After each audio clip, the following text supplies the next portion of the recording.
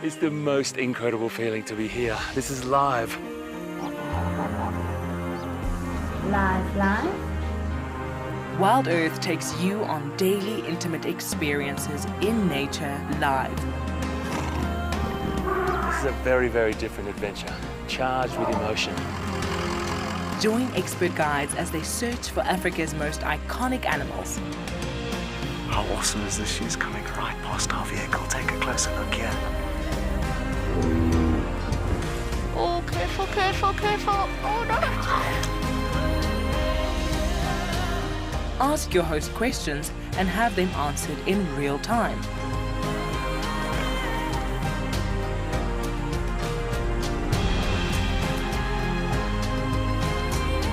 Join us live every day on WildEarth.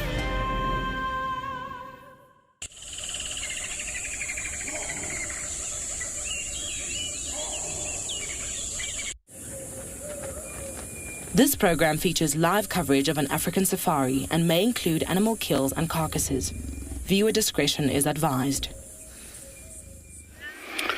Jumbo, and another very good afternoon. It's nice and sunny, and we're ready here in the Masai Mara, the Mara Triangle, and welcome to your afternoon, a live safari.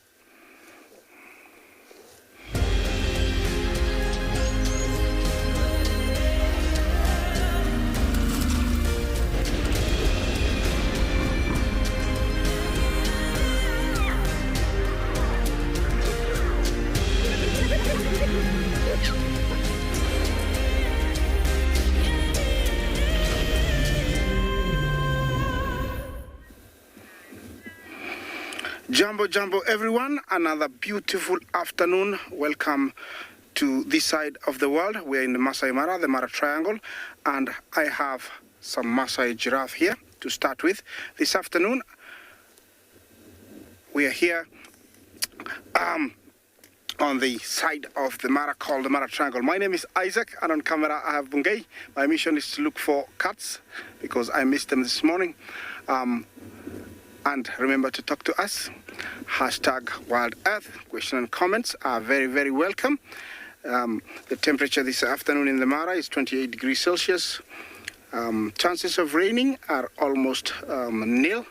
Look at this beautiful giraffe. Very different from any I have seen in a few days. Look at the pattern. That's what really has gotten me. Very, very different. And as I say, each giraffe has got a different kind of pattern. I do agree with this. He's decided to play Houdini. And he doesn't want to be examined. And he's got all the right to do that. Well, looks like they are leaving the safety of the bushes to go out into the open plains. Definitely I can tell that one is a female by looking at its ossicons. She's got an interesting pattern also, not like the other one, but quite different. Yes, the other one has come out. Just take a look at this. Quite amazing. It's really, really broken. It's got some dips in between the pattern. So very, very different. This is the original, I would say, the pattern of the Masai giraffe. Very busy browsing there. Remember that these guys can go for up to 5 to 7 years without drinking. They get all the moisture they need and water from the leaves they eat.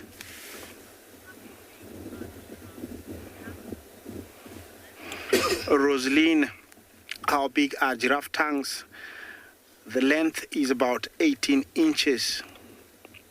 18 inches, it's very, very long. That is how long they are. And they can be used like a hand. They can go round some twig and then just be pulled and can rip off all the leaves. That's how they use it. It becomes very, very handy. If they can use the lips, then they use the tongue. I'm gonna leave you with that beautiful sight as we take you to another live location.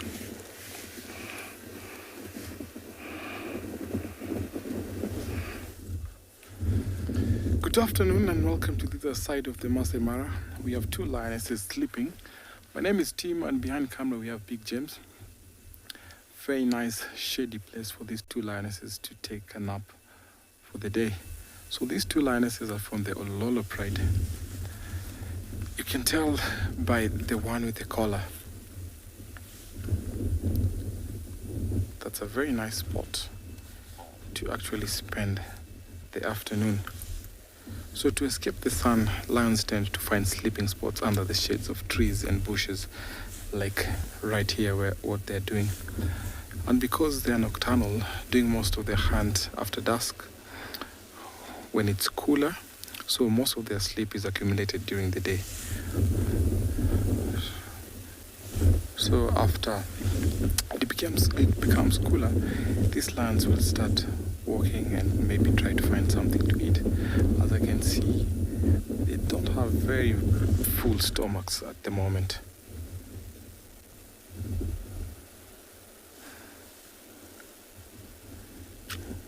Sometimes you find that if they've already eaten, they can spend or they can sleep longer. They can even go to up 18 to 20 hours. Oh, what are you up to?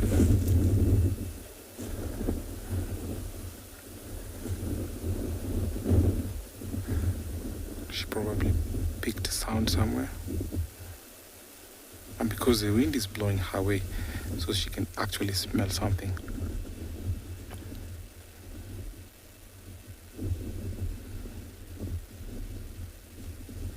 You can see how the ears are flapping, and when she's facing that direction, she can actually smell what's going on.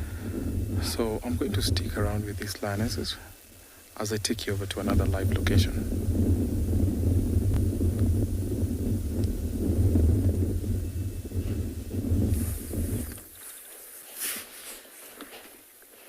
A good afternoon and welcome to andBeyond Ngala, where this afternoon we are looking at a relatively large elephant bull, and we are currently in a dry riverbed actually, and we've just been watching him feeding for the past 15 minutes or so. Now myself, I'm Yapi, and behind the camera we've got Owen. And this afternoon we thought we'd move away from the riverbed. We've checked it quickly, see if we might pick up on any tracks, and we heard some alarm calls from baboons in this particular part. But we haven't been able to find anything yet except for that elephant.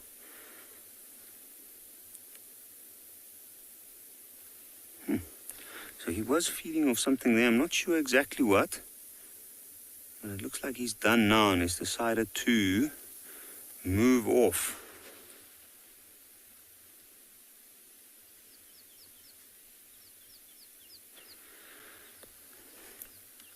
Now, if you notice, you'll notice the ears are flapping. And even though you can just see the trunk and the legs through the trees there.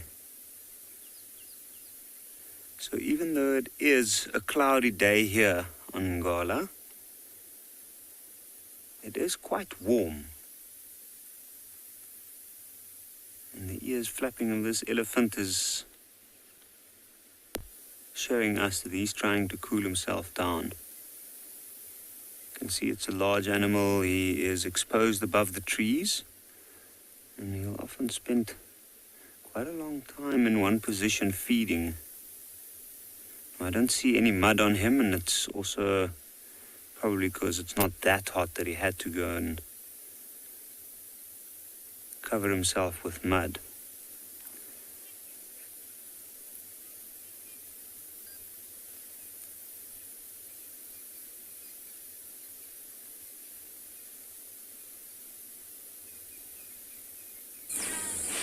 Good afternoon, everyone. Yes, you are listening to Scottish tones as I am back in the low veld. Once again, sitting here with the Duchess of the West, known as Shadulu, who is rather hot and sticky, just like I am. My name is Lola, and I do have Morgan on camera today, and it's great to be back. It's been a very, very long time, and it's green. Everything's green. It's lush. Not so many insects. Okay, we flopped over. We're hot, we're sticky, and we flopped over. Look at that. Not as many insects as I hoped. I don't think we've had enough rain. There's heavy clouds on the horizon that promises rain tonight at some point, I think. So I've got a lot to catch up on. I do want to catch up with the Djuma clan, of course. It's great to see Tswalu here, and I have been updated on what happened. It's a very sad incident with June taking one of the cubs. Sadly, it does highlight the sort of competitive nature of predators. There's a hierarchy, a predator structure. They all fit different ecological niches, and that's how they're able to survive and thrive out here. And sadly, taking one another's offspring is what they do. It's a sad sighting. I really felt for Tristan, but it just highlights what really goes on in nature and what we don't normally get to see. Tandy lost a litter or two last year. Was it due to hyenas? Was it due to another male leopard, or even a female leopard, or even lions? We've seen lions at the hyena den. We've seen Tswalu stuck in the hyena cubs. They will all try to kill one another's offspring, which is really sad. But we do hope that Tswalu here has another one. So I'm going to sit here and enjoy my spots for today.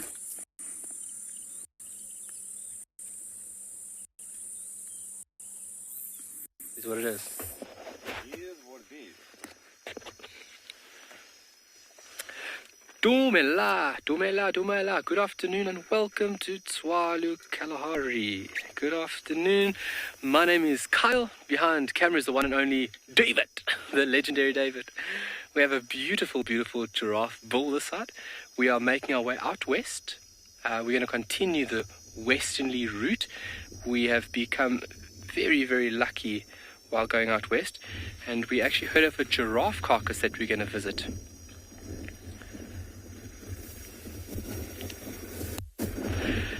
See what we can find out that side. The west is just very diverse and very active at this point in time.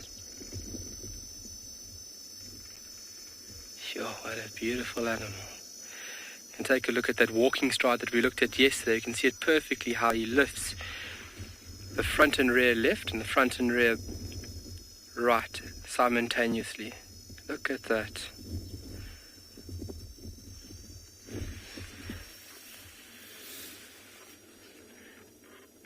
What a beautiful sight. So these bigger bulls like to be by themselves. Generally they like to be solitary. Younger bulls could be found in small little bachelor herds, and then you find females that like each other's attention and presence a bit more, where they stay in loose social groups or social arrangements, something they refer to as temporary association. There's no long-lasting bonds between these individuals, but these bulls definitely do tend to wander a bit further than that of females, and then are commonly found by themselves, just like this individual. Sure, he's high-legging it away from us. It's also got a nick in his ear.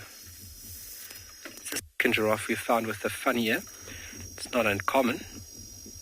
Obviously how they use their heads along with those ossicones as two horn-like projections on top of the head as weapons. So ears getting damaged from the impact from a competitor or opponent is not an uncommon thing. Amazing. Look at that.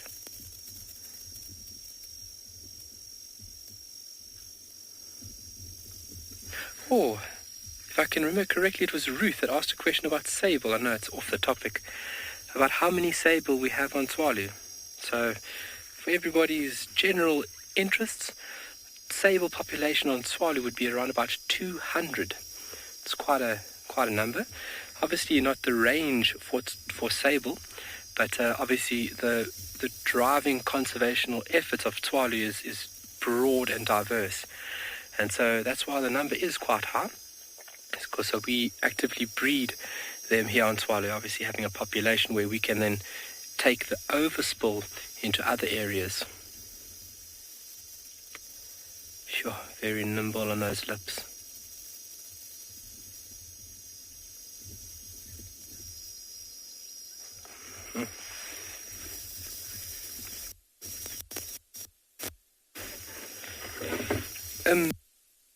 yes, they are the tallest land mammal. Bulls can be reaching a height of about 5.5 meters at height, and that weighing at about 1,100 to about 1,300 kilograms. Definitely their height. There's no other land mammal in Africa that could reach the height of this amazing animal. Elephants, obviously shoulder height, if you're looking at overall length. Elephants can reach the high bits where giraffes browse on, especially if you look at the dry ranges of Namibia.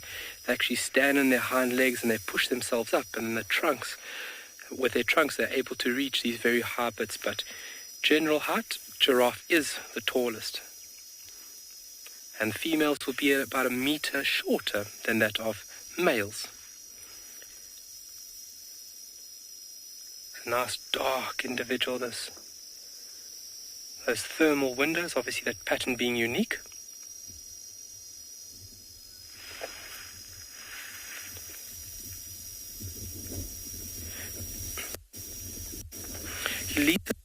Giraffe kind of wander, they aren't territorial, so they won't be using urine and dung like lions would or like leopards do. Obviously, using that unique chemical signature is a very efficient way of demarcating these areas.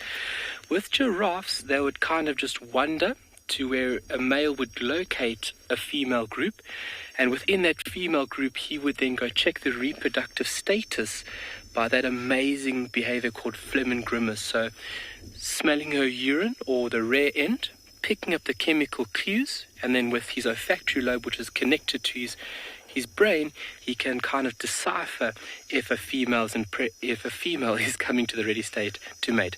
But they don't demarcate areas like territories. They just have very large and extended home ranges that they wander freely through. But a very nice question, yeah, because you'd think an animal like this would be territorial. But they're very dominant when it comes to females. We're going to send you off to another amazing location. We'll see you shortly.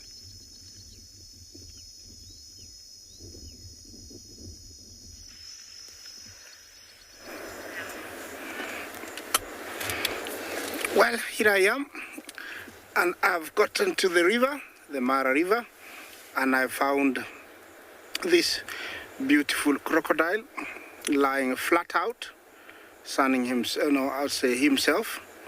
I think he needs to be active, and that's why he's sunning himself. I don't know how long he's been sitting there. Right now, his temperature could have been regulated to the right temperature, and also he can swim and actually get something really, really fast. This is the famous Nile crocodile, the supreme predator of these Mara waters. Right now, he might look like he's dead, but he can spring into action quite quickly.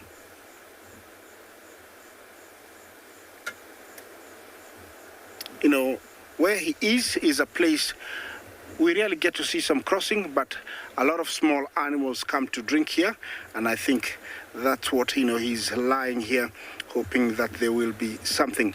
These guys can live up to 80 years, and they haven't changed much in over 50, 60 million years, and they still go for human as a source of food, so they don't see us as a superior predator, but they see us as food.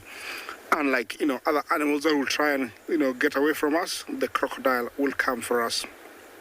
Equipped with amazing senses like the eyesight, it can stay underwater for much longer than, most creatures of the water. It can stay up to 1 hour under, and it can stay under some murky waters like these ones, making it very, very lethal and dangerous. They can swim very fast, almost 40 kilometers an hour, and they can weigh up to a ton. Over here, the longest one are about 18 to 21 feet. Over here, 15, 16 feet in the Mara is very, very common. These guys can stay up to 1 year without eating. And when the migration is here, is when they really gorge themselves with as much as they can, then slowing down their metabolism, including their heartbeat. They're able to utilize that food very nice and slowly until the next migration. Every about square foot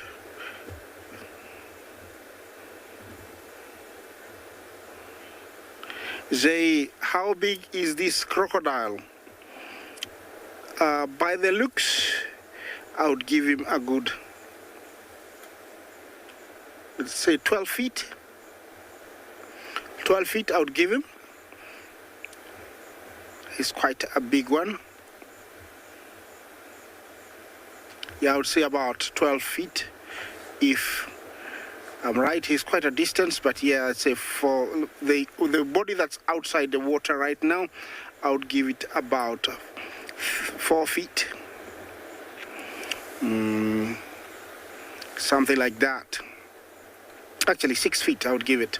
So it is a very big crocodile, capable of bringing down a wildebeest, a zebra, a Thompson gazelle would be swallowed whole, and they have the ability to swallow, stuff, in the water, because they have what is called a gula flap. It's like a tongue that separates the water, allowing, chunk of meat to pass quite easily.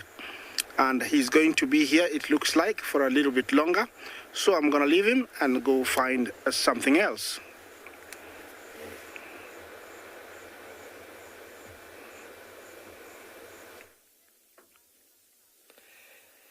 All right, look at that, something different from a giraffe's home range to a dust devil. You can see in the middle of the screen there all the sediment being picked up from the heat and as well as wind. Wow. Bless you. And I mean, if you take a look at how much sediment moves across this planet, it's incredible. I mean, we have sediment that moves from the Sahara all the way to the Amazon basin. And that actually, if you look at the Amazon basin, it's fairly low nutritional or low concentration of nutrients within the soil. And the sediment that travels hundreds of lands in the Amazon basin actually fuels the growth of trees out there. And just in the same principle as what you're seeing now, how that dust is being lifted up from convection, from heat being lifted up. He's taking that sediment in with my eyes. Unfortunately, with the heat, it's making the heat haze, it's making it a bit difficult to see. So David's doing a fantastic job there. But from our perspective here, it goes maybe another kilometer, if not more, up into the atmosphere.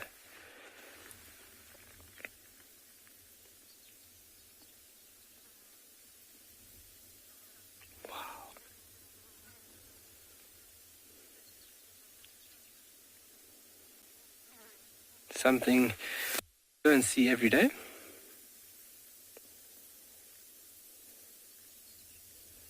Sure, normally they dissipate quite quickly. It's been quite a large one, that one.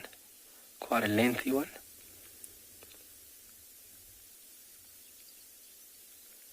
Dust devils, obviously a very prominent thing seen in summer. And we'll see you shortly.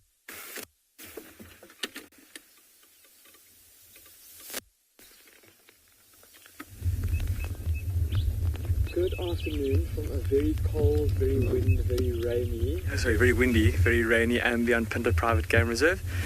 And we're sticking quite close to the lodge this afternoon just so that we don't get caught out in too big of a rainstorm. My name is Damon, and behind the camera is Craig this afternoon. And apparently this morning there was a mother cheetah and her 2 cubs that were hunting through these thickets, and we've come out into the area trying to find her. So far no luck. We did see some giraffes staring at something in the distance, but that proved to be just a black-bellied bustard that was sheltering behind a rock. But have a look over here at this very interesting little seed pod over here. I don't know if you can see these bright red and black beans that are growing out of these little seeds. It's called a lucky bean creeper, and I mean, look at how brightly colored it is. It really catches the eye, especially in amongst these dead sticks all over here. And like I said, it's a little creeper, so it grows up along the branches of other plants. You might just be able to see kind of the yellow vine that it's growing along. And then obviously those seeds being so brightly colored, and that stark contrast between red and black being a warning color to anything that might be in the area, warning color not to eat it, warning of its toxicity. And so yes, it is. You're probably then guessing that it's a pretty poisonous little seed to eat, and you'd be correct. It contains a toxin called abrin, and apparently it's one of the most vile, horrible things that you could possibly ingest based on its effects on people. Apparently it causes initially very severe stomach cramps, and then to get very technical, I suppose it was Halloween yesterday, so we can get into the gory details of it. From violent stomach aches, you start to pass blood through your urinary tract, and your organs start to fail, and your kidneys start to fail, and you start to bleed out of all your internal organs. It's a very, very, very terrible way to go. Apparently about half of one of these seeds is enough to kill an adult human. So even though they look very attractive and they make beautiful necklaces, they could make fun little ornaments for children to play with, very, very, very toxic. So don't put one in your mouth and don't eat it. I'm going to leave this here, and I'm not going to touch it. And Craig and I are going to carry on heading out into the rain.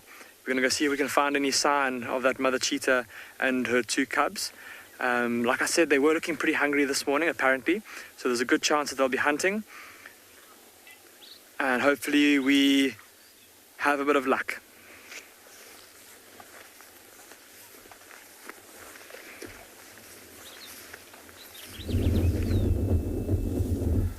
From the cheetahs up to our elephants here in the Mara, and then doing their daily routine where I can see them heading back towards the escarpment as they're grazing slowly. You can see most of them are just standing while grazing. I think that's the communication that the matriarch has just passed on. It's time to relax and slowly graze as we wait for the calves to rest for a little bit. When elephants have small calves, they tend to slow down their pace because they get tired easily. You can see there's a very young calf there, less than a year old. And there's another walking with the mom, less than a year old also. So this is a breeding herd where you find a mixture of all set of 80s, from older matriarch to youngsters.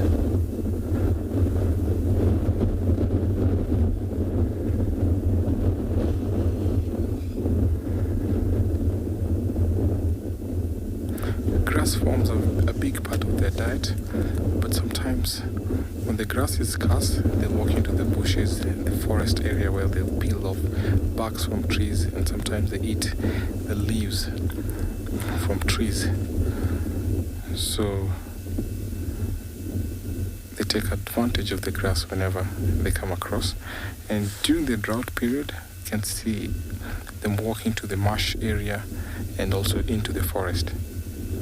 So daily here in the Masai Mara, we find them walking towards the marsh and also coming back to these grass plains where they enjoy the grass. I'm going to hang around here with this herd as I take you over to another live location.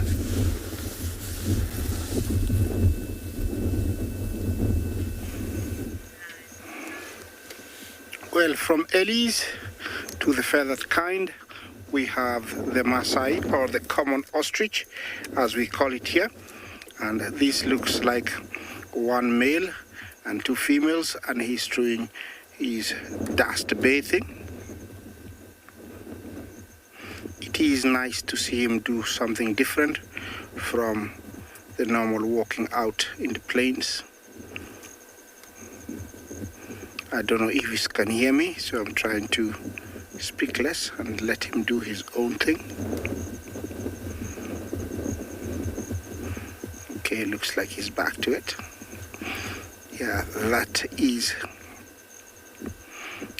dust bathing, and that is to remove the ectoparasites that could be lurking inside the feathers and in the body. It smothers them, and is actually trying to add more soil by, using the beak.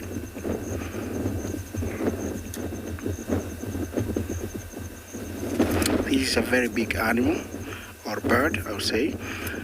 Can weigh up to around 150 kilos. He is in breeding plumage, where he gets very, very pink, almost red. And this is the color of love. When he is in this color, he is very sexually active, and the females love, the color. So they usually stick around him, and I'm hoping that, we'll get to see him either meet today, because he's got two females not very far. The Masai ostrich is found from, here in Kenya all the way to southern Africa. On the top side of the equator, we have what is called the Somali ostrich. It's very similar, or, in height and size, even in weight, but the coloration is very different. It is bluish gray on the necks and legs, and like this one, that are very, very pink. Now, ostriches eat insects, plants, small berries, and grass. Remember to talk to us, continue talking to us. #WildEarth. Question and comments are very, very welcome. This is a bird that is related to many other birds.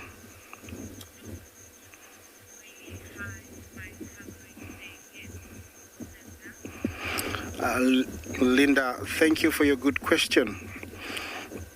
For many years, it was said so, but it is not true. Somebody needed to get close to one and find out, but I will explain why it is so. When incubating in the eggs, they normally put their necks, or their neck plus head, parallel to the ground, so concealing their actual posture when they are sitting down. So you actually think it's just a mound from a distance, either a black or a gray one. And with that posture, it came, to be understood that they bury their necks, but they don't. Can you imagine if they did? We would never have, ostrich anywhere.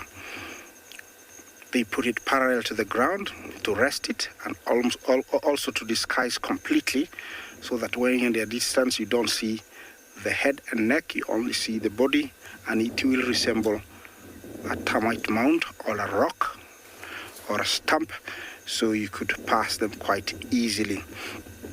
During incubation, the females incubate the eggs during the day, and at night it is the male. They sit on their eggs for up to 60 days, and the eggs can be up to 40 eggs laid by different females, but only one female sits on them with the help of the male. Once they hatch, the rest of the flock might come and help look after the chicks, and they are very, very protective and also very dangerous. I'm gonna stick here a little bit more, so let's find out what's happening somewhere else.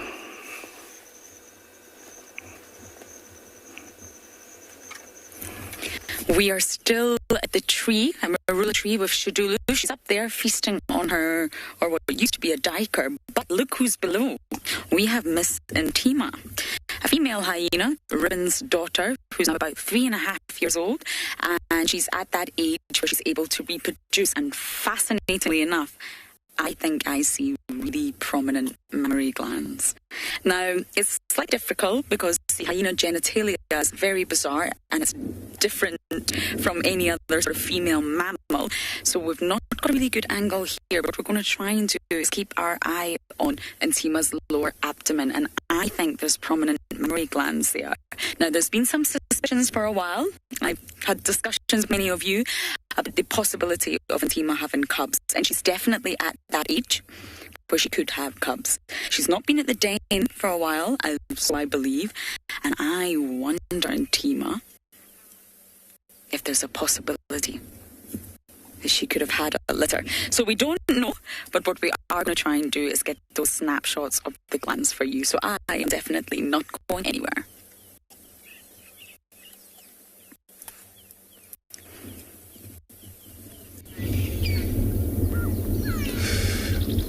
Good afternoon, everybody. Welcome to Djuma Private Game Reserve in Sabi, and welcome to your safari live, to your very safari live this afternoon, sitting with beautiful lions and elephants in the background. My name's Andrew and Neil on the background, on the camera, sorry. So this is how we're taking you now right in this very beautiful rock, sitting with pride of lion and elephant on a bright background. Oh, looks like she heard us. She now decided to move off to that position she was at, and she's probably moving slowly close to the rest of the pride, which they are lying right in the open on the other far side.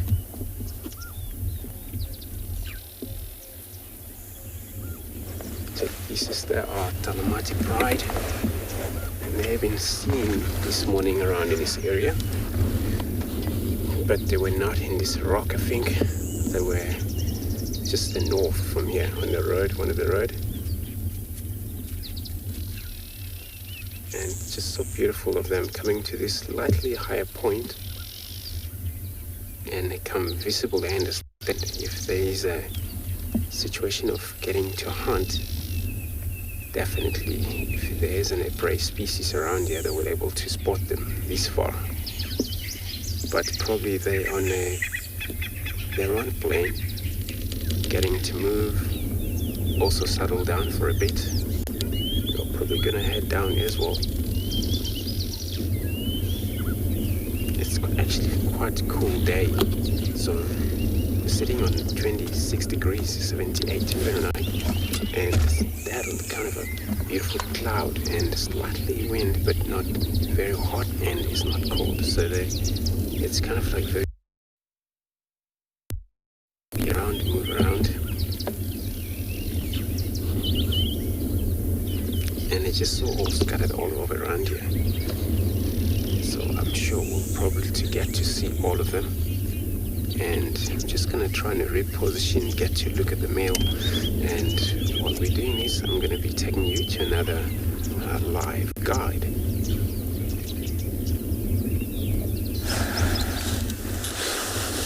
Welcome back to the Mara, where we've come across a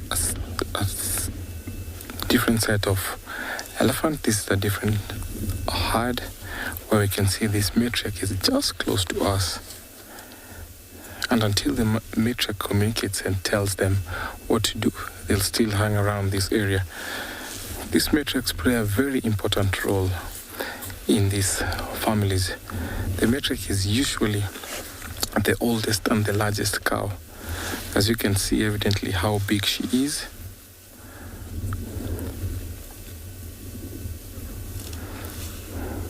So every responsibility within the group depends on her. She's the hub around whatever everything evolves. She's the one that will keep the unit together, and she's also the one that is responsible for any of the big major decisions that she thinks it's favorable for the entire herd. So she's the one to tell when to move often, and will stand guard whenever the family crosses to the road like this.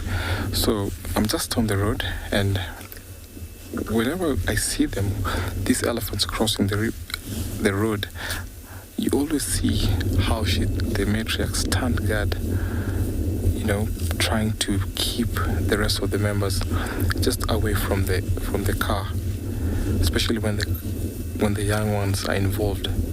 So she always makes sure that they're not close to the vehicle. This morning I saw them walking towards the river, and I saw the matriarch when she came closer to the to the young ones who were just playful at the edge of the river, and then all of a sudden they all moved back. So she's very, very important in taking control of the entire family.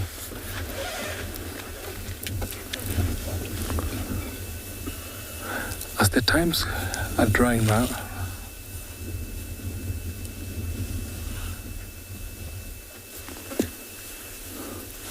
Jay, thank you so much for your question.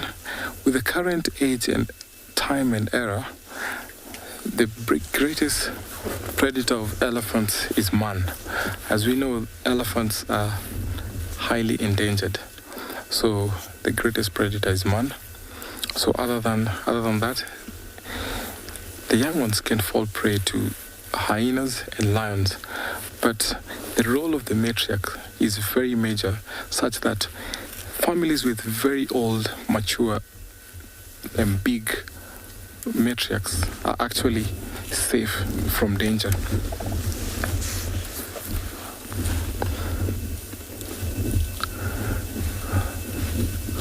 We've now witnessed a change in behavior of elephants coming down to the marsh. Because it's drying up, they often now come early, which is evident that in the plains where they walk to, or just close to the escarpment, it's getting drier and the grass is much drier, so they walk to the marshes very early in the morning, as opposed to all the times when it was raining. They'll take time to come to the marsh at a little bit later, at around noon.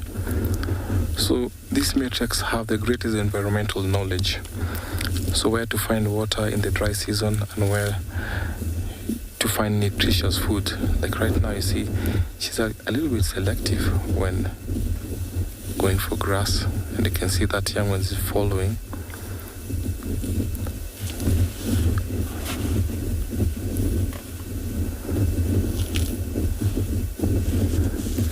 The calf is by the age of about 2.5, almost 3. So she's become independent with using her trunk. You can see that she's actually dusting off the grass before she puts it back into the mouth. Very, very nice.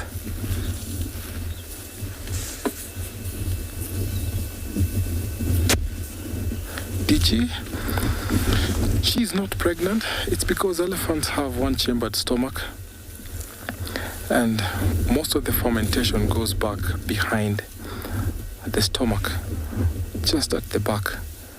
So we call them the hind gut fermenters, where most of the fermentation for what they eaten takes place. So that's why you can see the stomach is a little bit bloated, looking like she's pregnant. So I'm going to back off just a little bit so that we can get a closer view of her.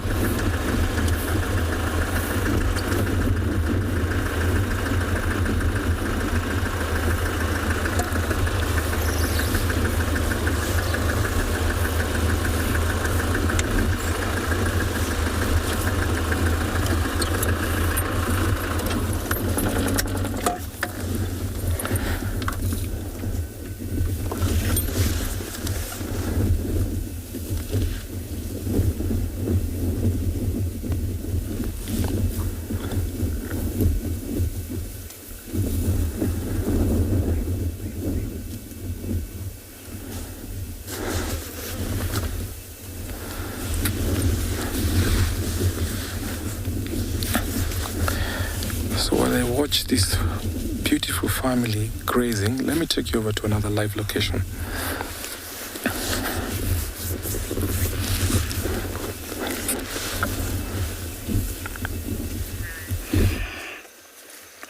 Yeah, I'm still with my ostrich, and looks like nothing has happened very much, but I'm hoping it's going to happen. The ostrich is preyed on by cheetahs, or a pack of wild dogs will bring it down, leopard, lion, and even hyena. Those are the predators that can go for the ostrich. Birds, with similarities to the ostrich and distantly related are rheas, kiwis, emus, and even the penguin. Although it cannot fly, this is a bird that can run very, very fast. Remember, 40 kilometers per hour is very fast, but not only that, but dodging and, turning, I'll call it darting.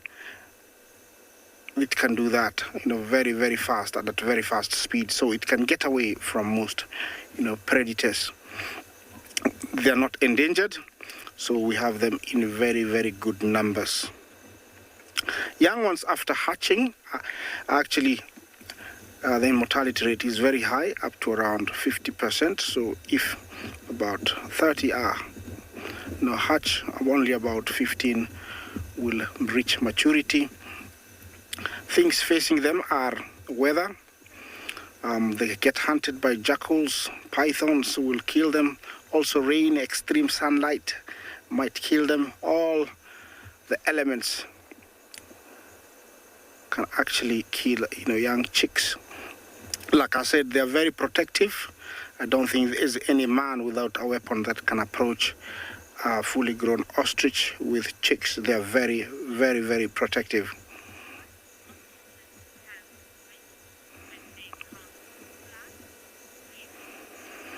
Griff, why do they have wings while they can fly? Well, remember, it's a bird, but I think evolution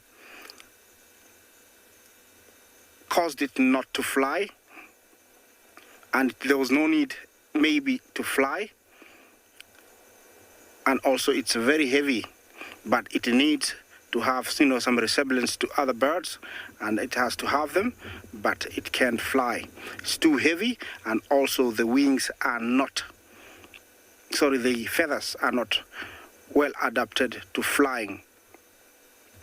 Griff, I don't know if I answered your question. If I didn't, maybe one of my other colleagues will add something to that, but it's a natural thing that it can fly. It's a flightless bird. It's busy here eating grass and maybe some little bit of soil and rocks that it's collecting. It's part of the diet, very much like a chicken or a turkey. Those bones on the legs are very, very hard. They might look fragile, but they're very, very strong, but thin.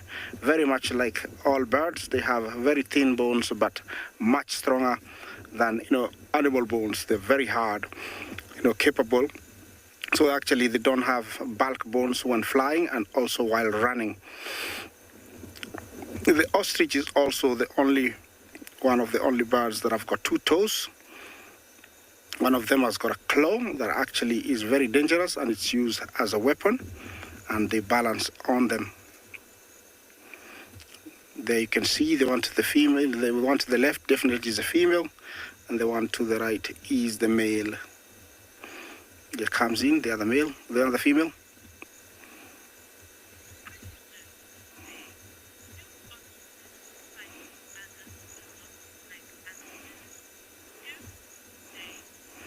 Is it day? Do ostriches fight each other? Yes, they do. Males do. It's seldom seen and recorded, but during mating, males will try and actually dominate all the females, so they will fight for that. It's never fatal because they always agree very quickly who is stronger. So they do fight, but it's rarely recorded or seen. I have seen it a handful of times, and especially when they're in season like right now, he won't tolerate other males near here. Now, this is a very good place because we have the impalas also at the back. So this is what I call multi-species organization or association, where they will help one another in case of danger. And where they are, it's a very short grass, so it's perfect for them. Nothing will approach because they can see who it is. Okay, let's find out what's happening somewhere else.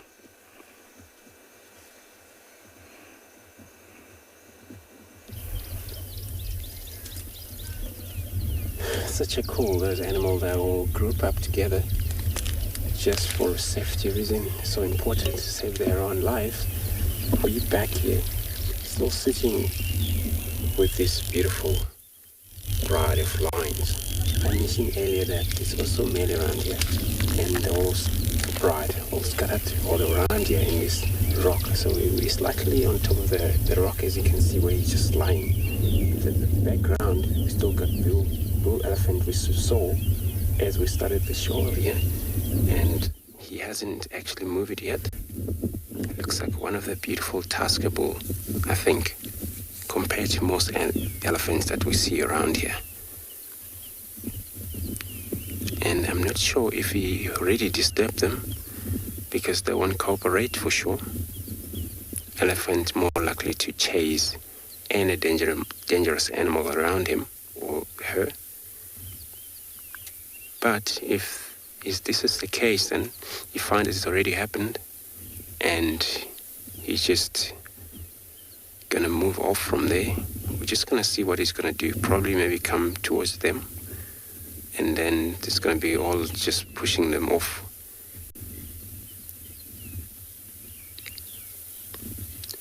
So I'm not sure.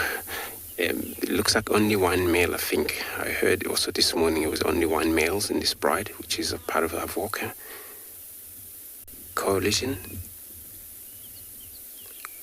And it could be the rest of them are spread around, they are also dominating the Djuma bride. So you found maybe some of them, they're with the other bride, different bride.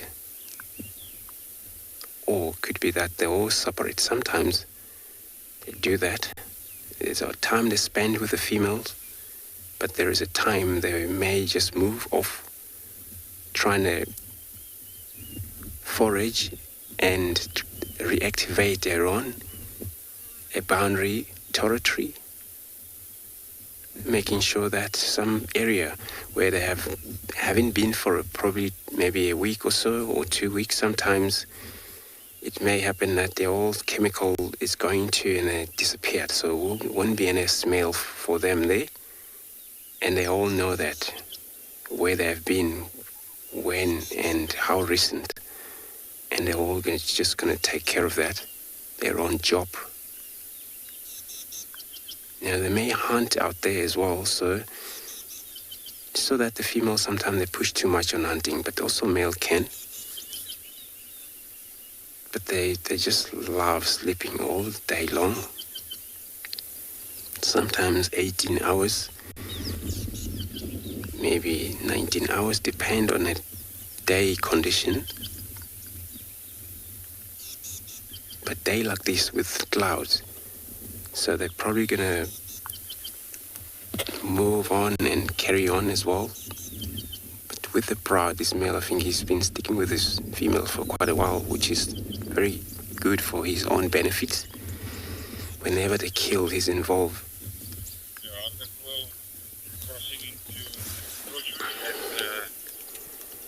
So we're gonna go around, see if we can see the rest of the bride, and then from there we're just gonna see what else we're gonna find. While I'm doing this, I'm gonna be sending you over another live guide again.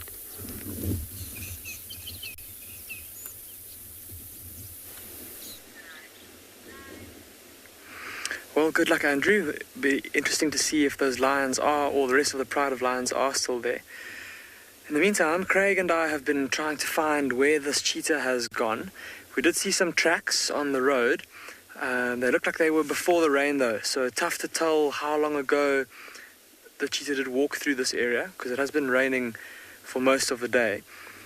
Have a look in this tree, though. Can you see that common buzzard perched there?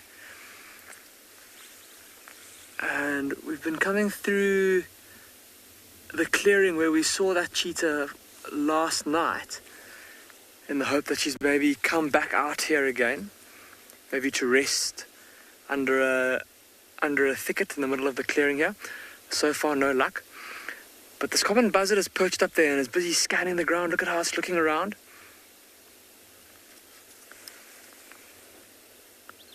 And look at that lovely rufusy chest, kind of reddish brown color. And the little white speckles as well. Especially around kind of its belly area, above its legs. Very pretty bird of prey. Also quite a variable bird of prey in terms of its plumage. Get some with more rufous and less white, and some with more white and less rufous on the chest. But with the approach of summer, there have been quite a few migratory bird species that have been coming back here to andBeyond Phinda, and this is one of those bird species, this common buzzard. Just completed its migration from Europe and from Asia, from the steppes of Russia, where they would have spent the boreal summer, the northern hemisphere summer. And that's where they would have bred, and they've now come back down here into southern Africa in search of food and good weather. Although the latter is not applicable for today with this cold rain. Probably still better though than the Russian steppes at this time of year, I would imagine. But that buzzard will be looking for things like insects, maybe even some small rodents, any other small vertebrates. And for now, perched up there patiently, scanning the ground with those fantastic eyes. Amazing nature, you're asking if this is a bird of prey. It is indeed amazing nature. It's one of many different kinds of buzzards that we get here in southern Africa. Of course, some of you may be a little bit confused, especially if you live in the United States and you're used to seeing hawks, like red-tailed hawks, that look very similar to this common buzzard. And some of you may know, or when you think of the word buzzard, may automatically think of vultures. But this is the name that we've given to, or that ornithologists have given to these birds, or buzzards, even though they do look very similar to the hawks of the United States. But yes, amazing nature. It is a bird of prey. Like I said, it will be feeding on other animals, mainly things like insects and then small rodents as well. But just about anything that it can, anything small enough that it can fly down onto and grab. Lovely to get to see it, perched up there on the tree. And I'm sure we'll see a lot more of them as the summer gets closer and closer. But Craig and I are going to leave this buzzard and we're going to carry on searching for this cheetah.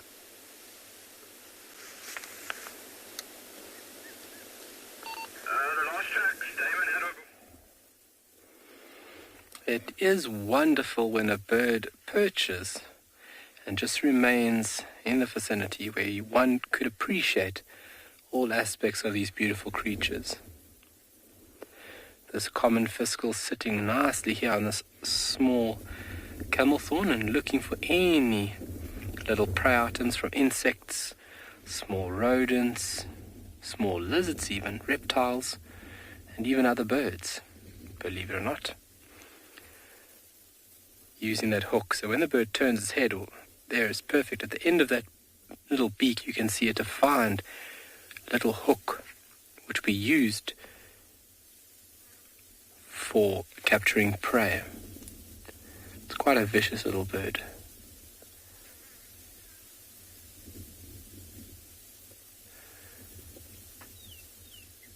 Oh, there he goes. Obviously not successful in this area, and he's decided he's going to move off. Obviously, if a bird is successful like that, it's pointless by just sitting there and wasting valuable energy. It might as well move on and find another spot where hopefully it can get a potential meal. We're still continuing south now, and we're quite close to that spot where that carcass is, and hopefully we can see... What is that? Sorry, FC, can you go with the question again, please?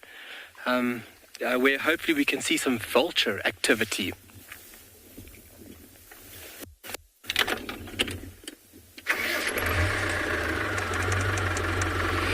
So we're not... Thanks, Jen. and said it was a cool bird. Oh, gents, nice. It is a very cool bird. Especially when they're after a prey item, it's really nice to see the behavior of actually attacking and killing something. It sounds a bit vicious, but watching a bird actively pursue prey is quite an amazing thing. So hopefully, like I said, we get some vulture activity, and we're not too far off. We've actually seen some catching the thermals high above the watering hole, and we should be there in the next few minutes. But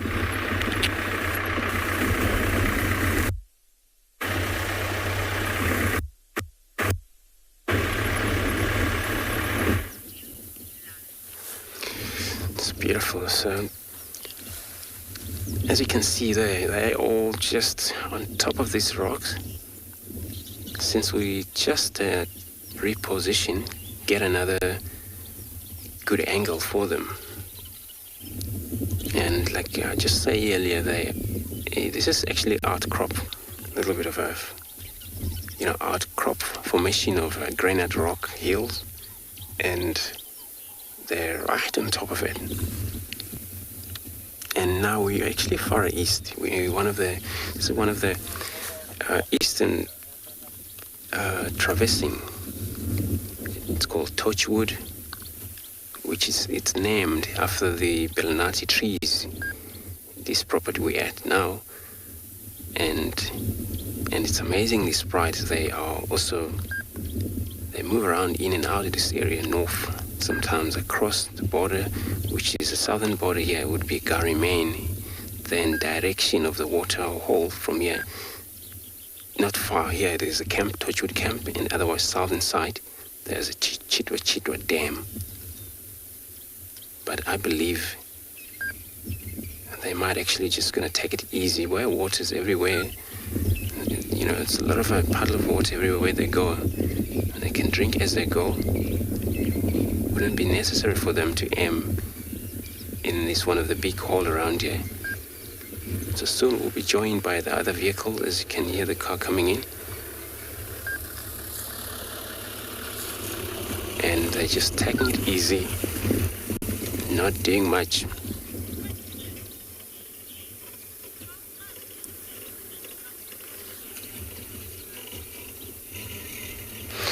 DG, good afternoon. Welcome to your on live show this afternoon. So you want to know how elephants come comfortable around these lines. So one thing for sure, elephants are way too big and they don't really cooperate with, especially cats and dangerous animals around them. That would be including also us as human. And they would really come unhappy. You've been pushed off or been charged or killed. Especially there where we saw that elephant. He seems to be facing away from them. Maybe it happened. He came earlier. I'm not sure how long this bride been here, but he found that they've been maybe moving off, or he's been chasing it off from time to time until he take it easy on the far background. So they actually don't really cooperate, and they won't stay together for sure. They're a big enemy between. So for him, finding comfortable, it's all about pushing them off. That's the trust. Finally, next hours, once he doesn't actually smell or see them around, he would believe that they're not around. And then that's going to be make him happy. Well, it's not actually one of the area where here you got a whole massive group.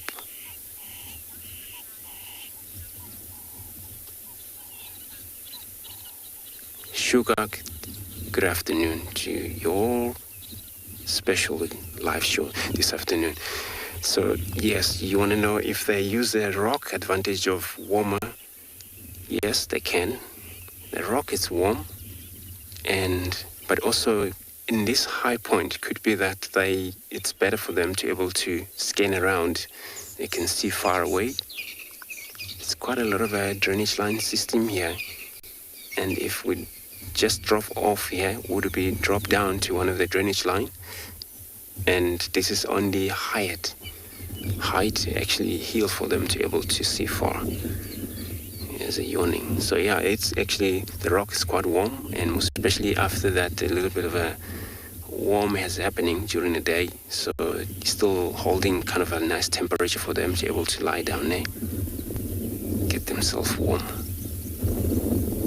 But of course, very, very during a hot day, they wouldn't do that because this rock will be just burning cold, very hot. Then they won't do that. Just gonna find shade. And then I'm not sure, last time we saw them a few days ago, they were actually one of the morning.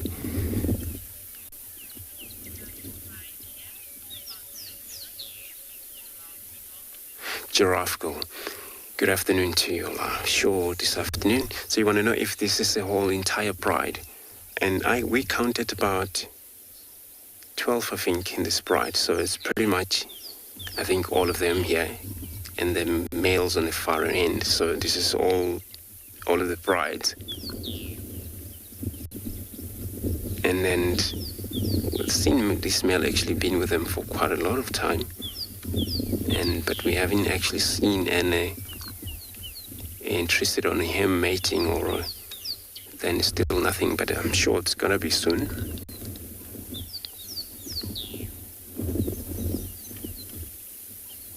But yeah, for such a pride like this, it's quite so, they're all sustainable.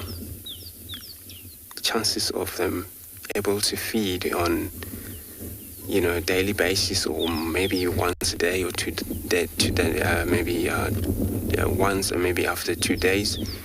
And that's possible because then for the lions, it comes not easy sometimes for them to hunt. But if they are successful hunter, you see them eat quite often.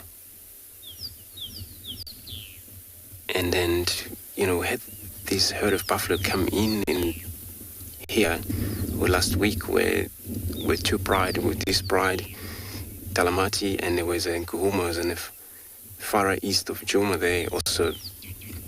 They were aiming to hunt on one herd of buffaloes. So we saw these come successful one of the night a few days ago, and then had a little bit of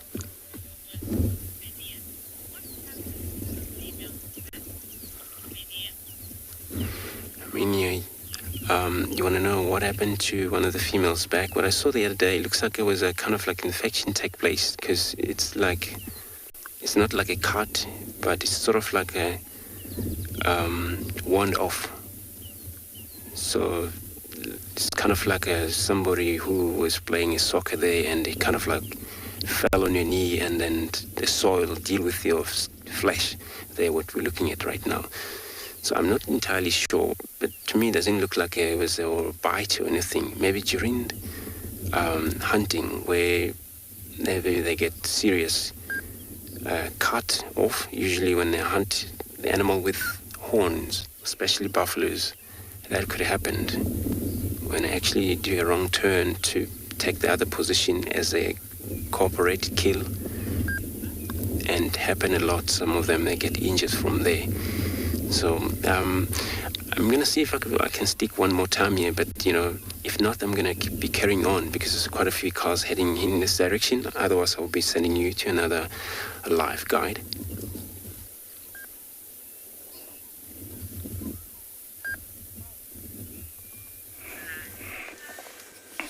Yeah, from lions to elephants, and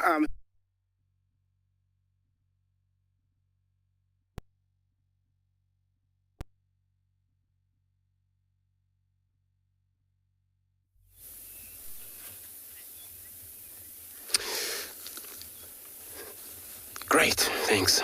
So sorry about that. Yeah, we're still here. It's good things, we are still in this pride. So sorry about that, things happen. So it looks like one of them is or two of them that their heads up is probably maybe they're still looking at that elephant in the far distance. And actually that one of the direction of where the male we last saw him.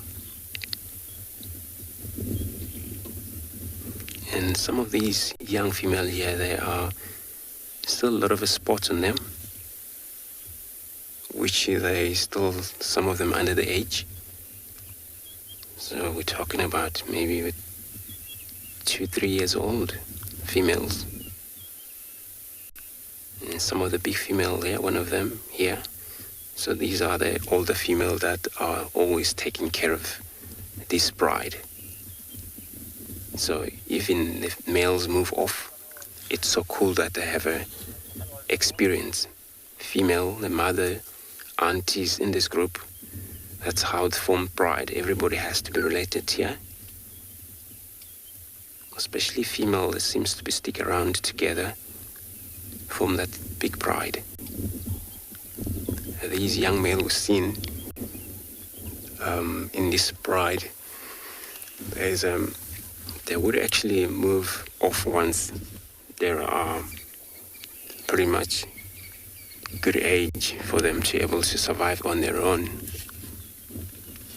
and only come to that point to move off when it's one of the young male over here, I'm sure.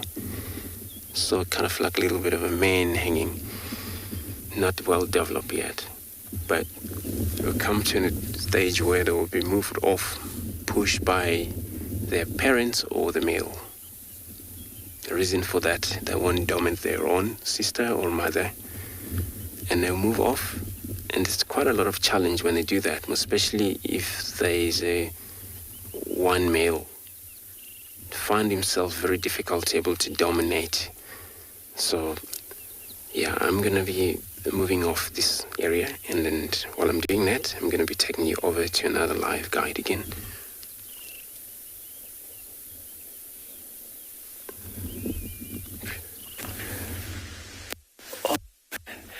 Welcome back.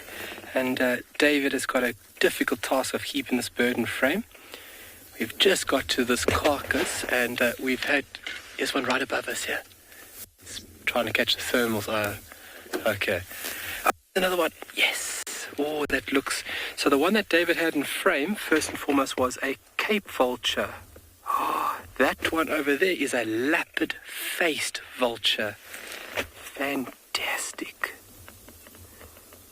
See a wingspan a little bit larger than the Cape. You can also see those protruding feathers, what we refer to as fingers, also look a little bit different.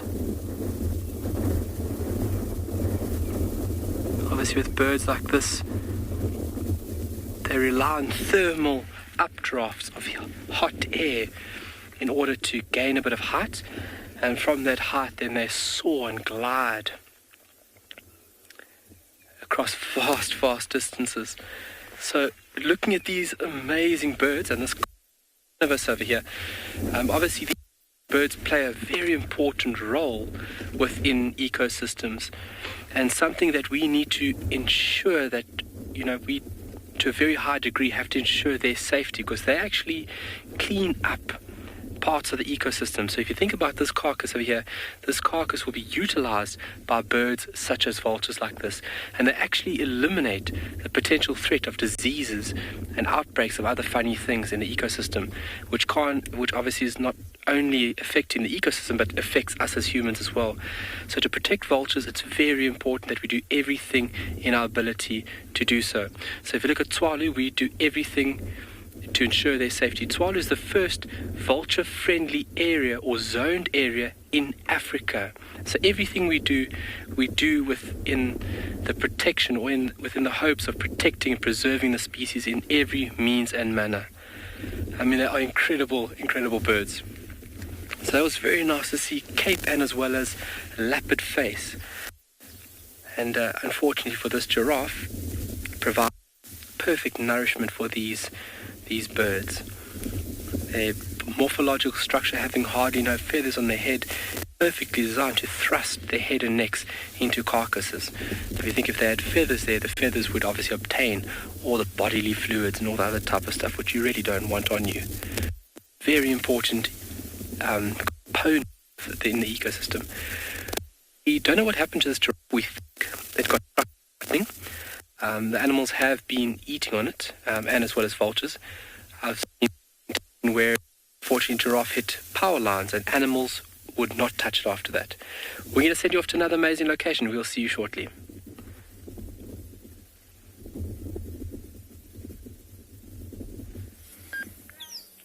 Miss Termite Mound here is still thoroughly enjoying her delightful meal.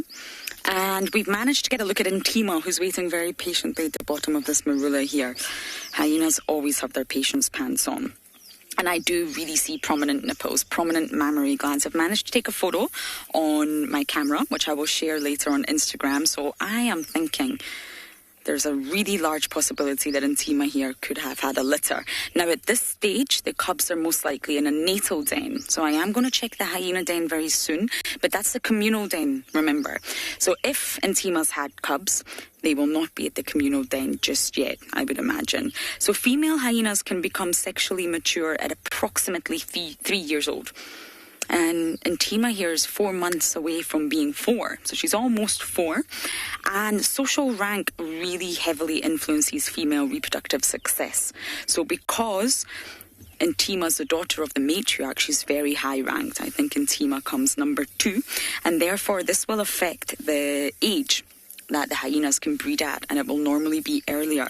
And Michael really kindly reminded me of that when it came to Pretty. Pretty is no longer with us, but she was very high ranked. She was a daughter of Madam, and she was thought to be second in the clan.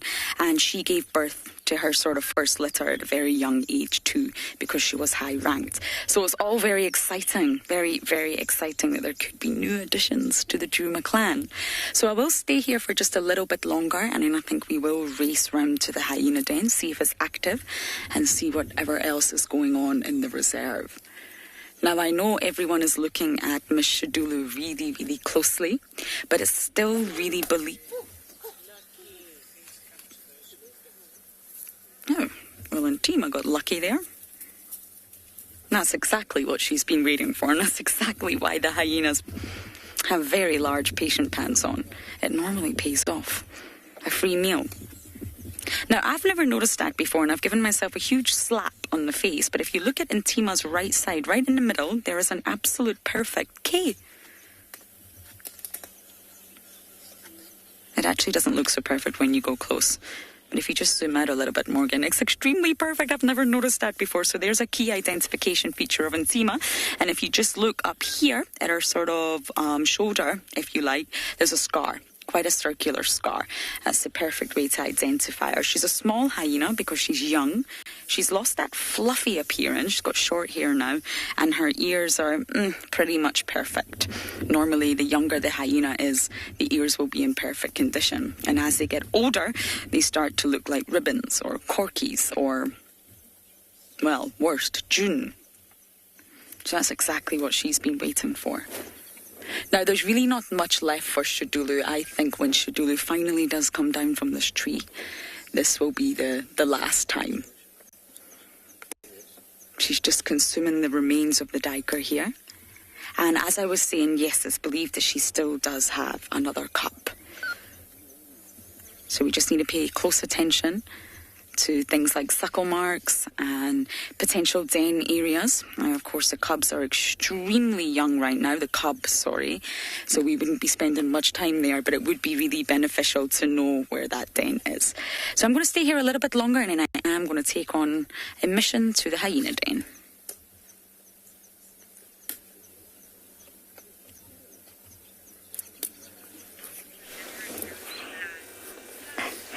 Well, from leopard hyenas to elephants, and I'm here at the edge of the Mara River forest, and there is a beautiful herd of elephants.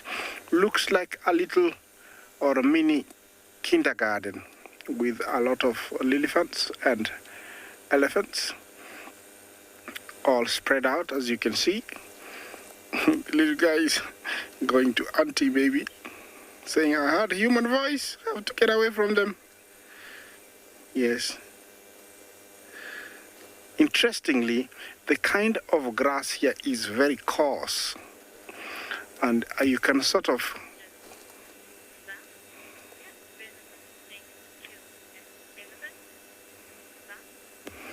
Musa, can venomous snakes kill elephant? Of course they can.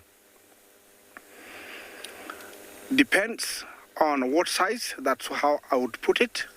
But venom is still venom, and it is meant to kill, so I don't see any reason why it wouldn't kill an elephant. Well, of course, it does matter with the amount of dosage that it gets onto an elephant. Let's say a little elephant like the one you're looking at would die within, I would say, an hour from a mamba or a spitting cobra bite. But a big elephant, it might take, either an hour or two for the poison to really take effect, and it could die if it's not fully grown. If it's fully grown, I don't know if it's enough to really stop those, those lungs and heart and all the, sensitive organs from functioning, but I believe it can kill an elephant. It is venom. It is meant to kill. There's no way it cannot kill.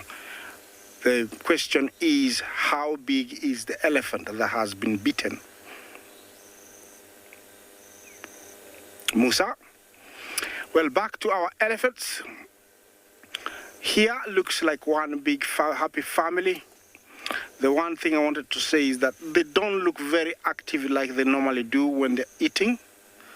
This grass here is not very like the softest. It's one of the hardest grasses that we have around. It's called wire grass, and so they're eating it. And looks like they're not enjoying. The really little guy doesn't seem to be able to use the trunk, and so he's just walking from one spot to the other until the muscles are fully developed. At around 2 months, you can tell that he's starting to use it slightly.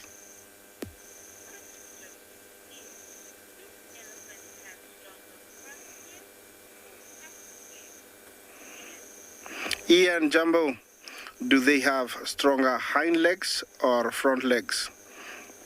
That is very interesting because all legs are very strong in an elephant. Looking at the structure and the organs they carry, the front legs do carry a very big head, although it's not very solid. On the inside, it's very like a honeycomb, but the shoulder blades, the vertebrae are very heavy, and also the internal organs in between, I would say they're both the same. I don't think they're actually ones that are stronger than the other. I would say all are the same. That female there looks like she lost her tail. Could have been a very early stage, because as an adult it's almost impossible for anything to approach it. So maybe while it was young, either got bitten off by hyenas, crocodiles crossing the river. Those two are the only culprits that will dare try and get an elephant when it's young.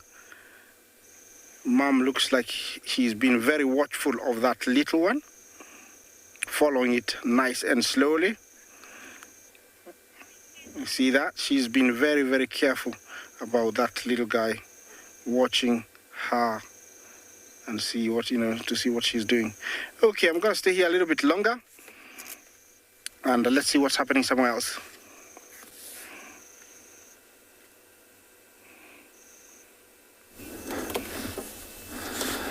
I always like watching elephants, and I can spend the entire day with them.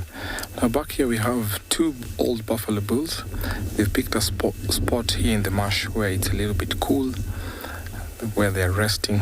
Sometimes we find them in the waters resting, because these old buffalo bulls have lost their fur, and you can see part of the skin is actually slightly paler or a little bit light, just because they've smeared themselves into the mud. They've done a mud roll and then it dried.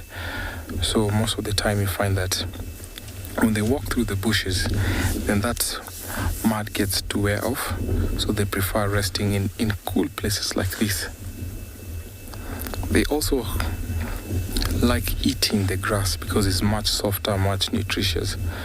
although buffaloes are big grazers, so when they tend to be all like this, they'll actually pick a place where it's suitable, the grass is suitable and palatable, where it's soft, as evident there in this marsh, where they can eat.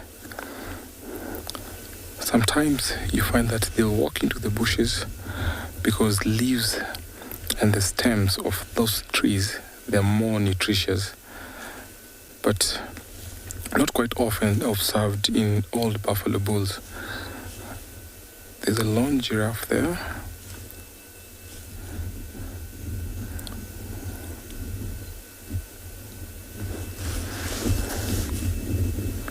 Very elegant and very peaceful feeding there.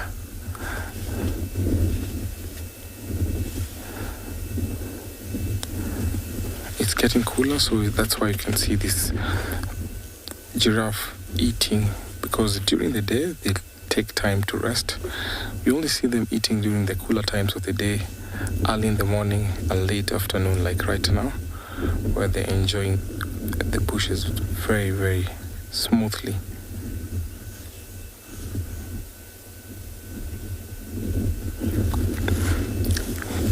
Leah, thank you so much for your question. Giraffes are actually docile, but then they'll tend to be aggressive to someone on foot.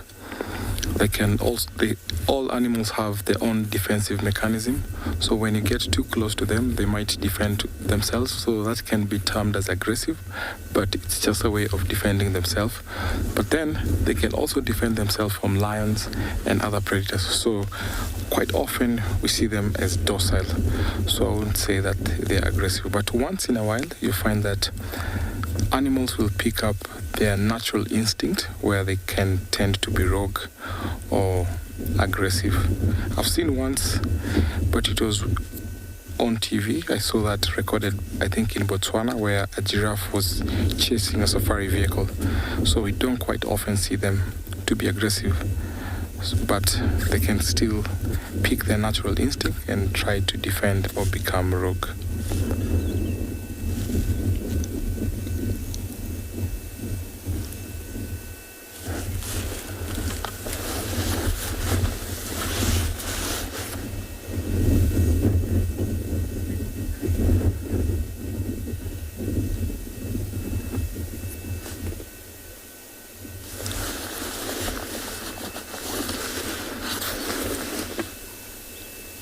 You can see oxpeckers cleaning their faces there while they chewing the cud and actually resting. It's a good place to pick for the day to rest. So these bulls will always be in a very small home range. Buffaloes are not territorial, but these home ranges are defended like territories. So you find that all buffalo bulls occupy a very small space, about 3 to 4 square kilometers, where they'll always be moving up and around those home ranges, but they're defended like territories.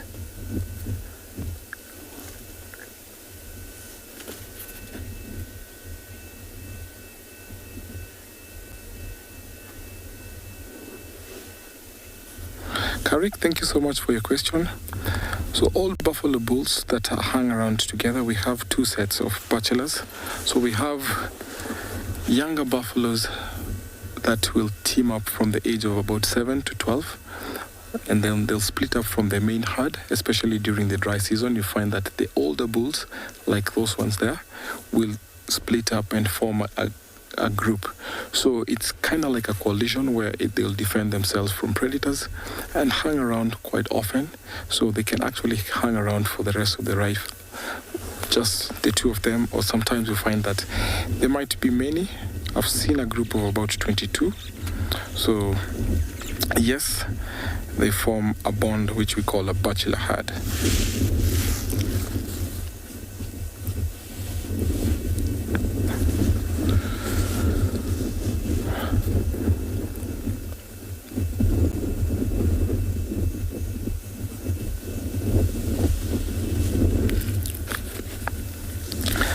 leave these two buffaloes to rest and enjoy the wet patch there as I take you over to another live location.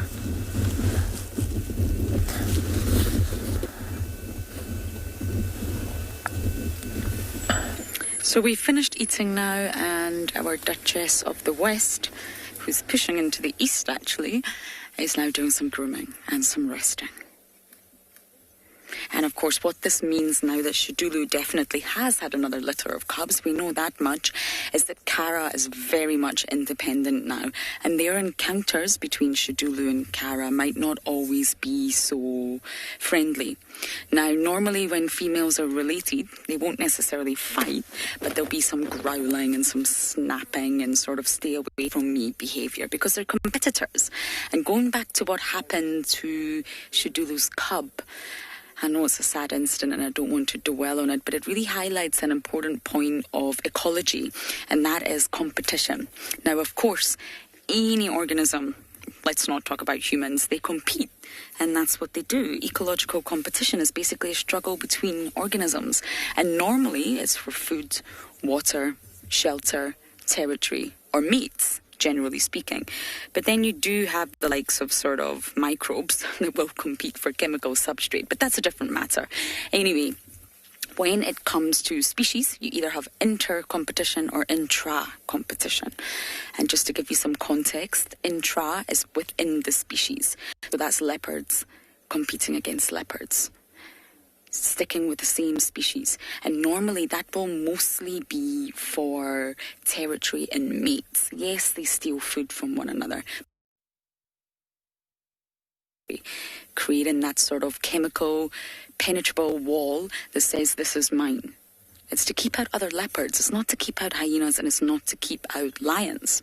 And then you have inter-specific competition, and that's between the species, and that's exactly what's going on here now. You've got a hyena and you've got a leopard, two very different species, and this competition normally occurs over food. Because a hyena and a leopard, they're not going to compete for territory. They don't need to do that, and they're really not going to compete for mates. That would be really bizarre if they were, to see a hyena mating with a leopard. Utterly bizarre and will not happen. So basically, it's different types of competition, and those are the terms that you use. And I think that's really what happened in the incident with Tswalu earlier. But when it comes to Kara, her daughter, now that will be intra-specific competition when they compete, and the main thing that they will compete for is territory. And when it comes to a female leopard's territory, now territories are dynamic, they're constantly changing, they're constantly shifting, they're moving, but it's very, very normal for a female leopard, the mother, to give a section of her territory to her daughter, because it's far better that her neighbour across that sort of territorial boundary is a relative, it's your own bloodline, than be it a stranger. So it's far more beneficial for Tswalu to border on to Kara than it is to border onto Tandy. Tandy's a stranger. Tandy's a real competitor. Whereas Kara, at least that's your bloodline, it's your genetics.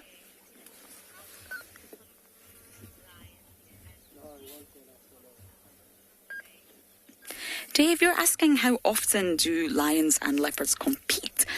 I'm not sure that question I can answer, actually, because within interspecific competition, animals are always competing. And with lions and leopards, they're said to overlap. They're said to be very sympatric, which means that their geographic locations overlap 91% throughout their range.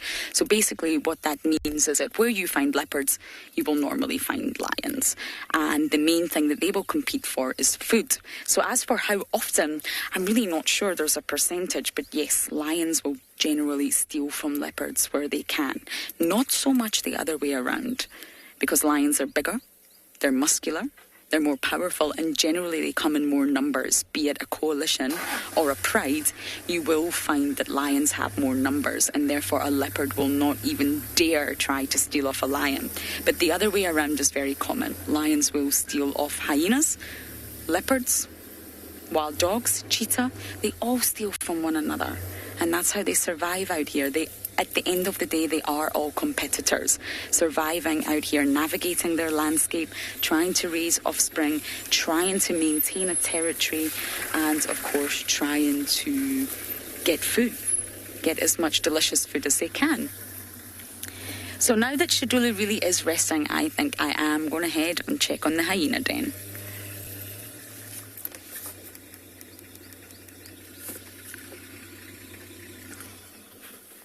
Oh, no way. No. So, we're currently busy looking for a leopard that was seen in the riverbed, not far from where we are. But some of the guys are off on foot. And just have a look at that dense bush there. And see the clouds in the background as well, which cools the day down considerably. And because of that, this leopard is actually quite active at the moment. So it was found in the riverbed, it got up and it moved away. And at the moment, the best thing we can do is actually just to stand by here on the road. And I hope that maybe something comes this way.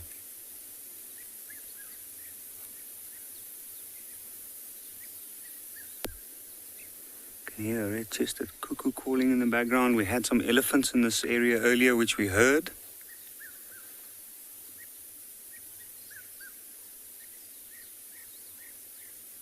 You can hear some European bee-eaters calling as well. And I think for now we're going to stand by here and just wait a little while. Maybe we get lucky to see him cross the road.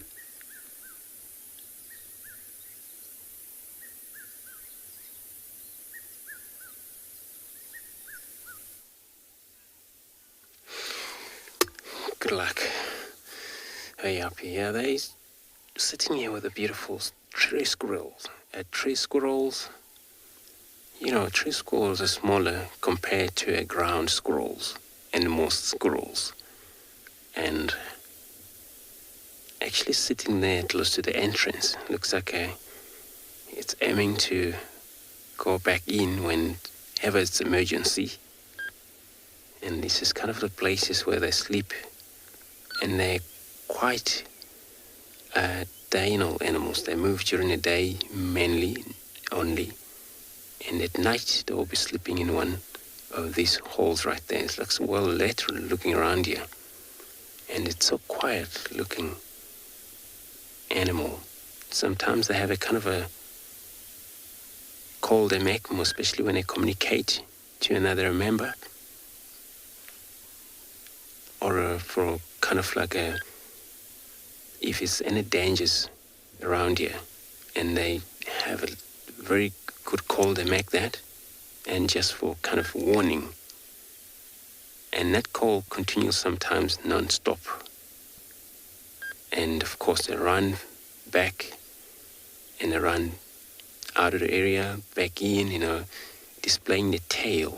This is when they show about what they've seen. Of course, they're vulnerable.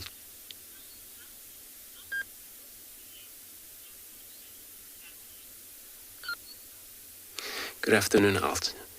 I'm not sure they are on their own family. It's called Squirrel a Day. But I will have a look at that. If it's that the case, then I'm going to double check. But they are on their own family. It's called Squirrel a Day.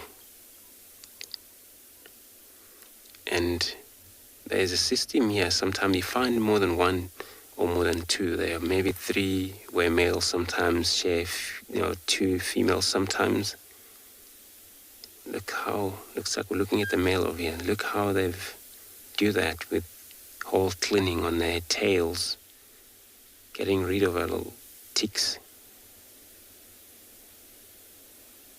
They have a beautiful color as well, kind of like little golden on it. He's just proving that he is a male. So their lifespan is only 7.5, 8 years old. And they weigh kind of a tiny weight, 200 grams. And that's where they weigh. And overall length, 35 centimeter. So probably they are slightly just because of they have long tail as well.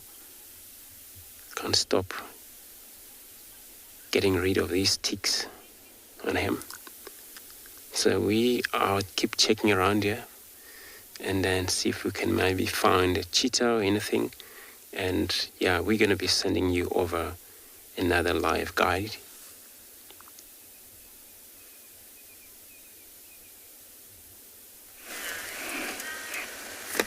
Well, I have this amazing sight here of 2 toppies and a giraffe. They're coming my way, or not anymore, the toppies. The giraffe is still coming. Remember, this is the Masai giraffe, the only one that we find here. And this looks like a fully grown male. Always very inquisitive. They will stretch their necks a little bit more and sometimes even bend down to look, inside the vehicle. Very inquisitive. And, he's quite close. I wonder what's going through his mind now. Is he going to bend down and try and check me? Yes, they normally do that. It's like to look inside the vehicle, really confirm they're human beings. Yeah, move closer maybe, or turn around. Avoid humans. Always looks like they're very slow, but one step is almost 6 of ours. So they're very long strides. Gonna move so that we have them in sight.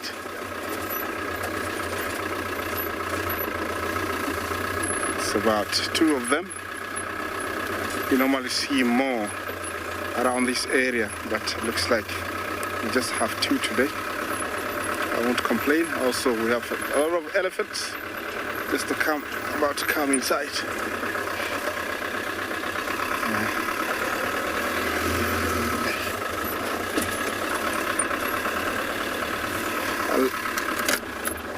Come again with that question, please. I didn't hear it. Linda wants to find out about something. What is it?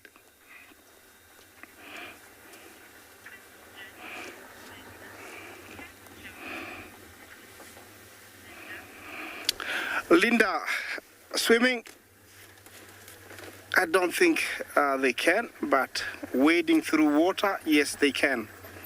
I have seen them do that, multiple times, and they do walk very gently, making sure that each stride gets the right spot until they get across. But swimming, they don't swim. They don't swim at all. They wade through water, and they're very careful, and it has to be like necessary for them to do that. And very choosy. They know where to cross. I've seen them do that many times. Yeah, we have an oxpecker. That's a yellow-billed oxpecker. And you can tell it's really taking care of that mane in the giraffe back. And the other one, maybe it's picking out some ticks, small ticks, wedged in between the skin. Yeah, it looks like he wants to get somewhere. Very alert now because there is a thick bush that he's going towards.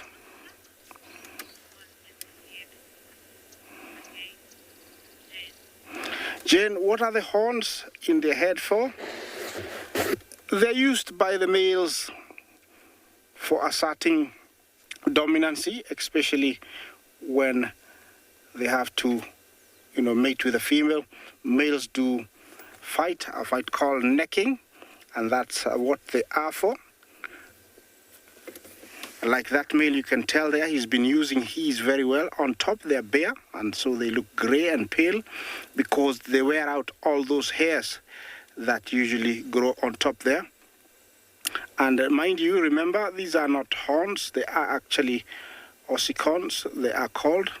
Giraffe is one of the only few animals that have got ossicons. It's a growth from the skull, but it's got a skin, unlike horns that are made of keratin and grow on top of a bone that is a growth from the skull. So they use them for headbutting one another in a fight called necking, and only males do that. So that's what they use them for. They don't defend themselves against predators with them. With predators, they normally protect themselves by getting away. That's by running, getting out of that area. And the other defense is kicking. They have a very lethal kick. They can kick with both hind and forequarters. And for hindquarters, they actually have to sometimes put both feet in the air. I've seen it, and it's like diving towards the predator. The hind legs, they can do one at a time. Yes, so these are ossicons, not horns. Those were oxpeckers, and they nearly landed on my head, but they went towards the giraffe, the closest one to us. He's going to come into sight quite shortly. There he is. Is he? Where is he? He's there. He's going to come there. So they landed on him, and they're going to take care of him, make sure that, he doesn't have any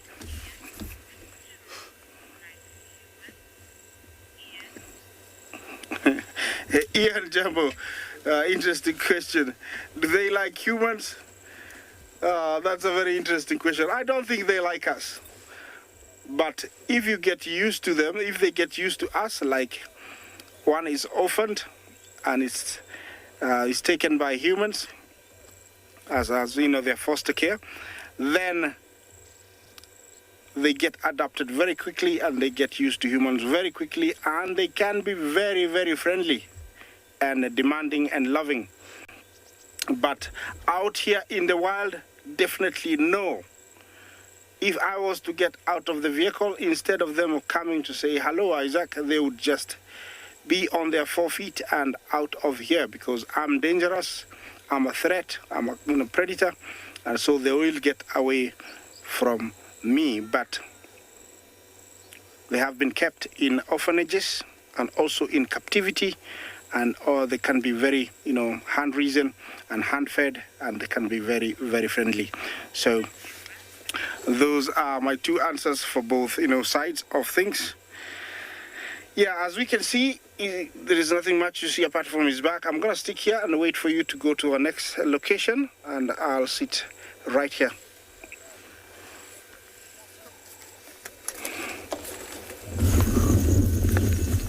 From the giraffes back to the buffaloes, but this time around we have about 5 of them. We've left the other 2 that were resting in the swamp.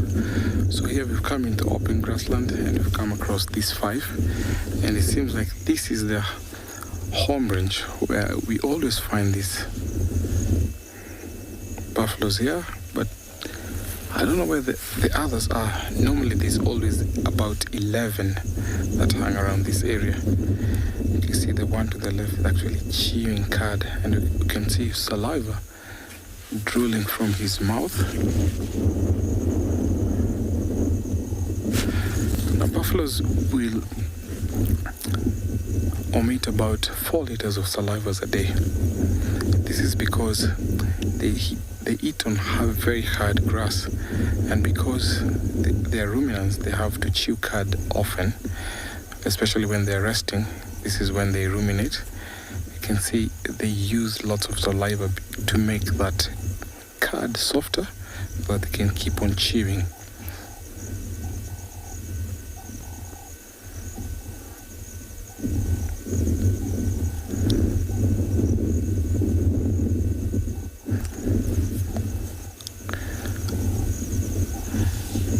That is how they always check for predators and for enemies whenever they come around. You can see how they raise a little bit of their head with their faces pointing forward and their nose tilted up to sniff and to pick whatever they can see.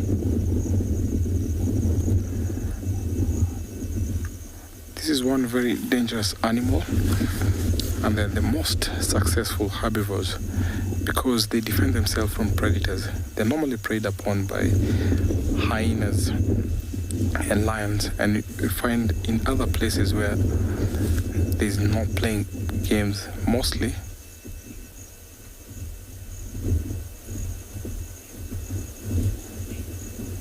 Jen, true, ready, rumble. I can't agree more.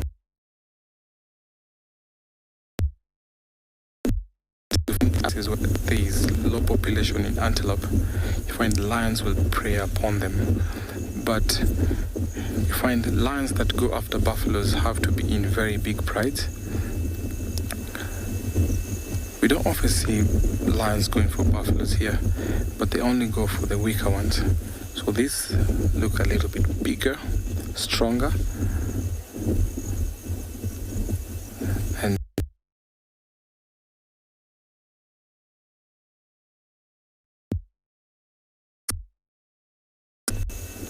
hang around closely.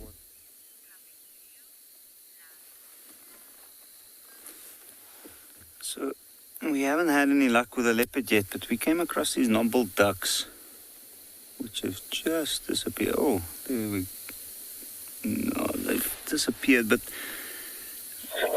we found them in the corner of this little pan, which is a very, very temporary pan. It's almost like a marsh that's formed after the rain in this particular part. I'm just going to reposition slightly to see if we might get another view.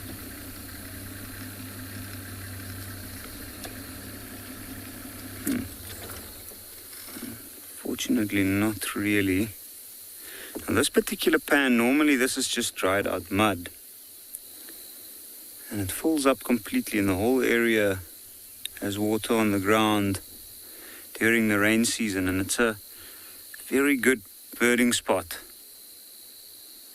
We sometimes find birds that we don't see that often in this part.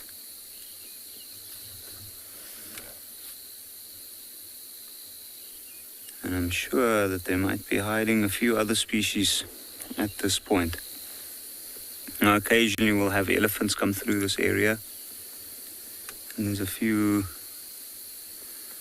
water plants. Ooh, there's a foam nest. That's the nest of a foam nest frog. You see things like that just hiding in and amongst these dense sections of trees spread out throughout the water. Now that nest over there,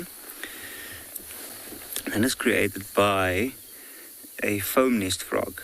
And the tadpoles are inside their little eggs, inside that nest. And once they reach a certain age and they're large enough, then they drop down into the water.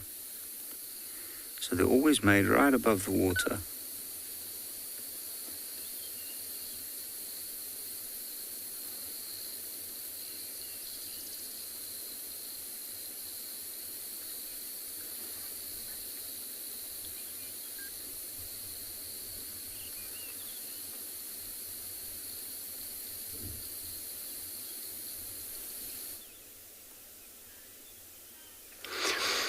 Beautiful. So we come across very interesting birds over here. Looks like I for now only have two visual of, it's called southern ground hornbill.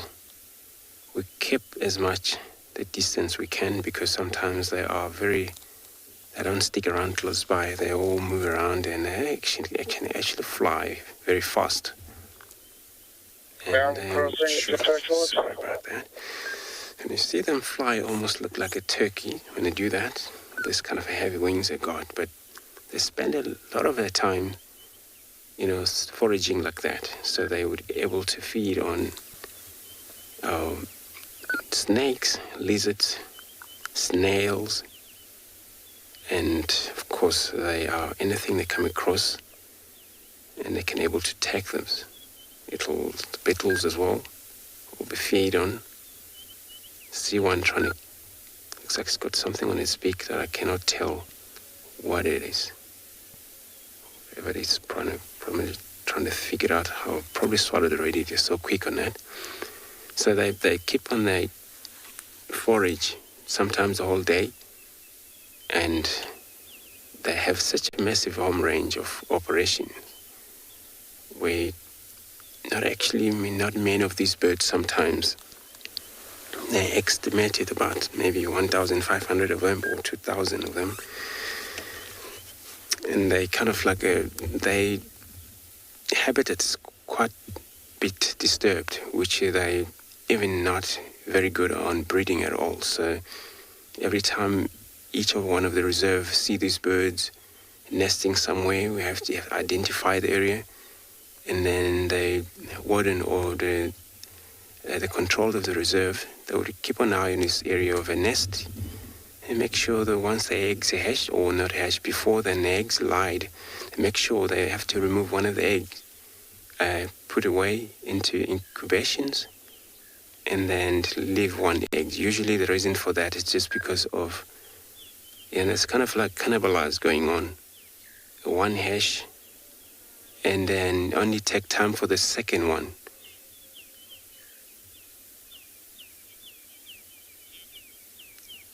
You're so right. They're so majestic, and especially that they do their best, a slow kind of movement they got, and they were the color of,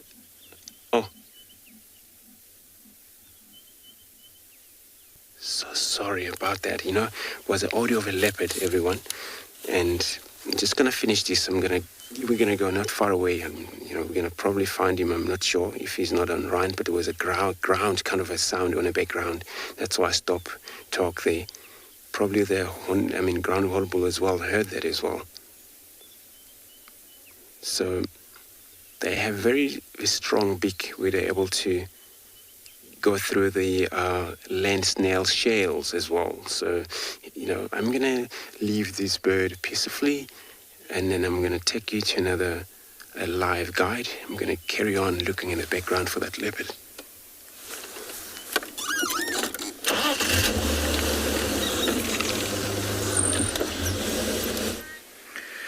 Welcome back to andBeyond, Phinda. Craig and I have given up on trying to find that mother cheetah and her 2 cubs. We couldn't find any fresh tracks. And so we came back into the area of where those 5 lion cubs were this morning. And look at what we've got here. Look at that ball of cubs there in the middle. Is that not just the most adorable thing? They're all lying on top of each other, cuddled up, trying to keep warm this chilly and rainy afternoon. And then, of course, just behind them on the left, with her back facing towards us, is one of the mothers, one of the adult lionesses. There is also a second lioness here. We can't quite see her from where we are. She's lying in the long grass. And these lions certainly know how to choose resting points. How's that for a view? Isn't that breathtaking? See her looking down the valley full of fever trees and off into the plains beyond. Now where she's looking, that's into enemy territory, so to speak. We're kind of on the boundary of the 2 lion prides, the 2 territories of the 2 lion prides that live here in the southern parts of andBeyond, Phinda. These lionesses with their 5 slightly older cubs, being members of the pride of lions that we know on andBeyond, Phinda as the mountain pride. And then on the other side of those mountains, in those plains that lioness was looking into, that is the territory of their neighboring pride, their rival pride, so to speak, the Bayala pride of lions. So for these lionesses, like I said, they're pretty close to the territorial boundary, and they probably won't push too far into it. Moondust, you're asking how many adult lionesses there are in this pride. Moondust, there are actually 4 adult lionesses, so we're currently with 2 of them. The other 2 are both pregnant, Moondust.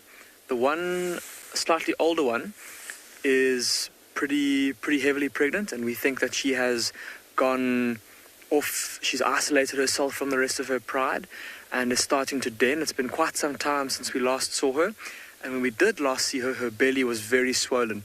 There was that noticeable bulge kind of lower down in her belly that kind of differentiates an advanced pregnancy from a full belly, from having eaten. Normally, when a lion's eaten its full, that bulge is a little bit further forward in the body, closer towards the rib cage, whereas a heavily pregnant lioness, that bulge is slightly further back down her body. And her mammary glands were quite swollen, and so she's probably gone off into a secluded area to give birth to her cubs. The second lioness that's missing from this group, also a bit of a younger lioness, and we also think that this one a slightly younger lioness, and we think that she's also pregnant, but not nearly as close to giving birth as the older lioness. She's also currently, we surmise, busy looking for a den. We've been seeing her by herself in the mountains in the far north of this pride's territory, and she seems to be looking for a den in that area.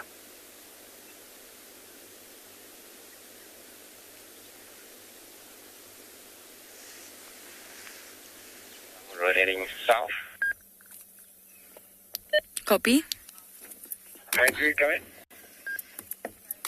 Yeah, stand by. Who we have here? Mama Sebwig, or Sebwig's mama, should I say. Oh, how exciting. Spotted eagle owl. Definitely the female, and she's nesting. Now, Sebastian, the cameraman, and myself were the ones that found Sebwig last year. And believe it or not, just to give you some context, it was in the exact place that Mama is sitting right now. And we found Sebwig on the 13th of December last year. And we estimated him to be about, I think, 2 weeks old, or possibly just a little over 2. So I really, really think any day now we could have the chance of seeing a chick. And look how well she blends in, completely camouflaged there. And she's obviously sitting on an egg, which is really, it's really exciting. They can have anywhere up to 6 eggs. But that's quite a lot. That's a lot of investment for mother. And of course, they're monogamous spotted eagle owls. And that assists in parental care. I can't see Papa around anywhere. But yes, 13th of November. So that's only 2 weeks away, or under 2 weeks away now. So I think really any day now, I'm going to check every single day. And just to give you an update, I did check the hyena dens and nobody's there. Nobody is present, which is rather sad. But as you know, I'll keep checking every single day. And it's very normal for spotted eagle owls to sort of nest like this. They nest into the substrate, and it's normally flat substrate, and it's sort of a little scraping out of the ground, and they'll just sit there. And it's normally on embankments or steep slopes, just like this. We're in the Mulwati, so this is really the perfect place, and it's exactly where we found Sebwig last year.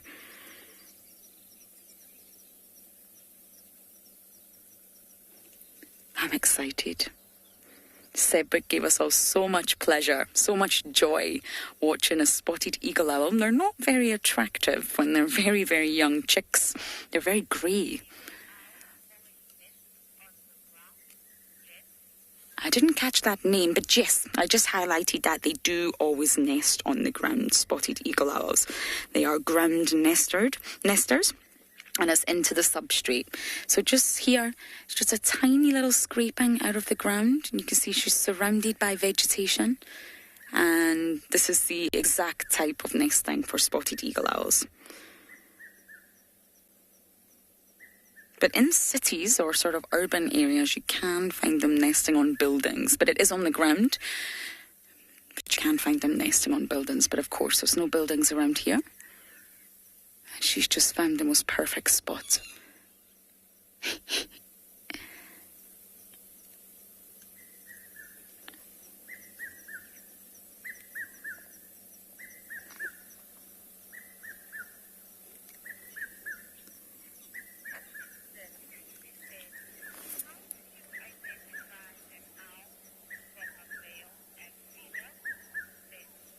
Again, I'm having terrible problems with my comm, so I'm not getting the name, but you are asking about how do you identify male and female.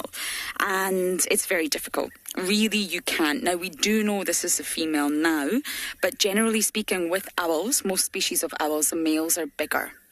So when you sort of see them together, the male is slightly bigger than the female, but they're very, very alike. So if you are to see them separately, we can't really tell the difference. And I'm going to be honest with you all, we don't actually know what sex or what gender Sebwig was. We say he, but that's actually incorrect. Nobody knows whether he was a male or a female. So that's rather inaccurate, but they're very difficult to tell the difference between the two. They're very, very alike. And their residence, this is very much Sedgwick's mom and dad's territory. They're here all year round. Of course, Sedgwick dispersed. Hello, I see you looking at us. And it's very normal for owls to disperse. He or she needs to go and find his own territory now. That was a sad day when we knew we weren't going to see Sedgwick again, but hopefully there's going to be another one.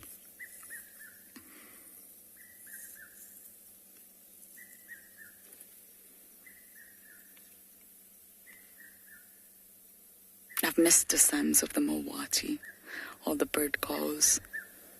It's one of my favourite places to be on the reserve. Okay, so we're going to let Mama rest here for now and see what else we can find on the reserve.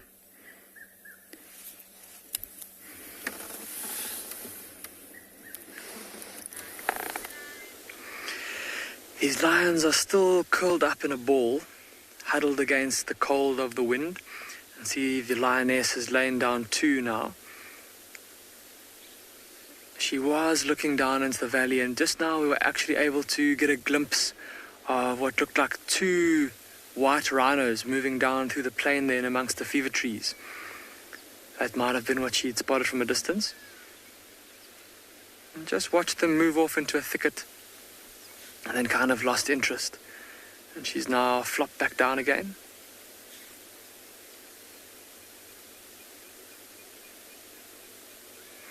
But it's just too adorable how those cubs are cuddled up like that.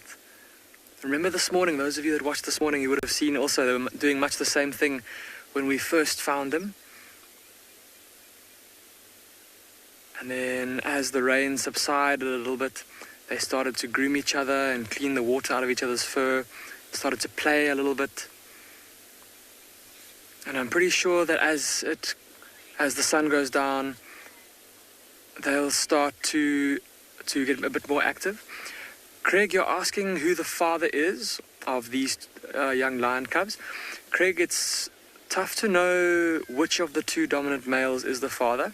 So the whole south of the andBeyond Phinda, or the whole southern parts of andBeyond Phinda, and the two prides that live in this part of the reserve are kind of presided over, if you will, by a coalition of two males. And we don't know which male fathered these cubs. They belong to two different litters. Like I said, there's two lionesses here. One of them has two of the cubs and the other one has three. And we've seen both males mating with both of these lionesses. So it's tough to know who the father is of each of the cubs, but it's definitely one of the two, or maybe even both, of the two dominant males in this part of the reserve.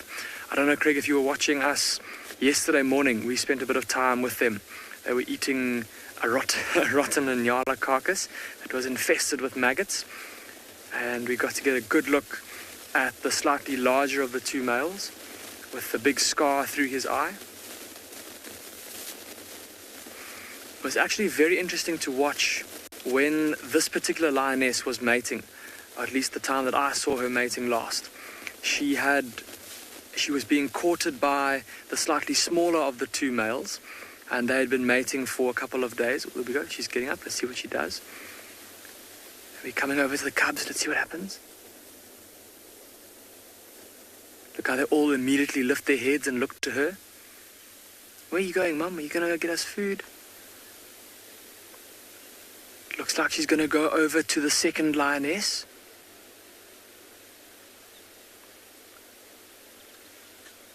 And the cubs all huddled in a ball still. We're going to try and get... There we go. There's the other lioness. Let's see if there's a bit of a greeting that happens here. They might rub heads. There we go. Look at that. Just a quick little head rub. Look at that lioness that's standing up there and how tattered her coat looks. Quite an old lioness. The lioness that's lying down is a much younger lioness. Oh, look at her lying literally right on top of her.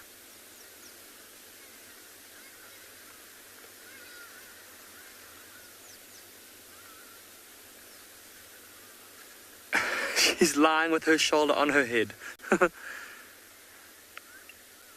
It's going to be interesting to see now with the sun slowly starting to set. Having a look at these lionesses, they look like they haven't really had a good meal in a little while. And so they'll no doubt be looking to hunt this evening. Taking advantage of the cool weather, maybe even the rain a little bit later. That's forecast. Maybe the sounds of the raindrops will be able to, or will conceal the sounds of their approaching footfalls. And so I think if we just spend a bit more time here, maybe as the sun starts to go down, these lionesses might start to get up and move around as they go off on the hunt. So Craig and I are not going anywhere.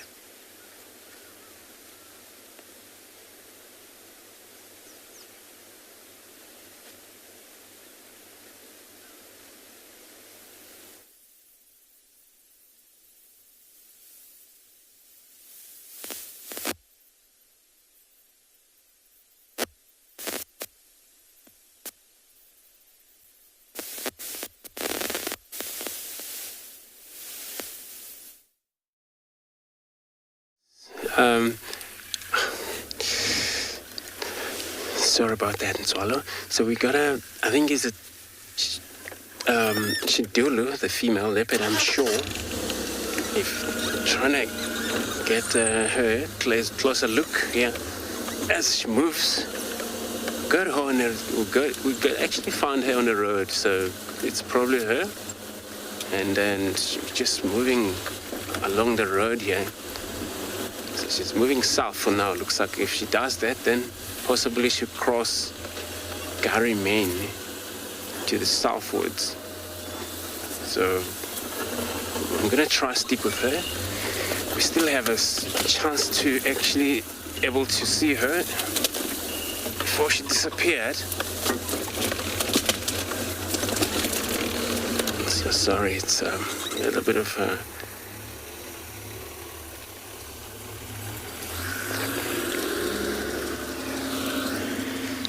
sorry about that, but yeah, we got her still, so she's still moving pretty much south. We actually, since we had a call from those hornbills, ground hornbill, and then as we turn around, she was on the road moving very much south, just like that. On the off-road is that right now, but it's one of the dry water hole where she's going. Let's see if there's a water in there, or she's just gonna avoid walk past it. Pretty much looking for water also. And if it's that the case, I don't know what happened to that kill there. I know Lorraine is she's gonna check if there's anything left in that side. But otherwise, maybe she's done there, moving on. Got her there again. Looks like she's busy scenting, marking around here.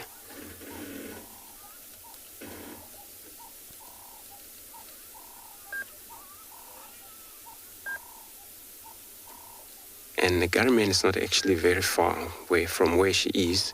So I'm going to take one more time, just to see how she disappeared from us. And then while I'm doing that, I'm going to be sending you over another live guide.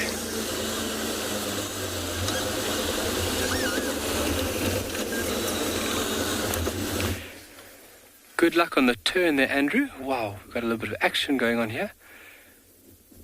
Yeah.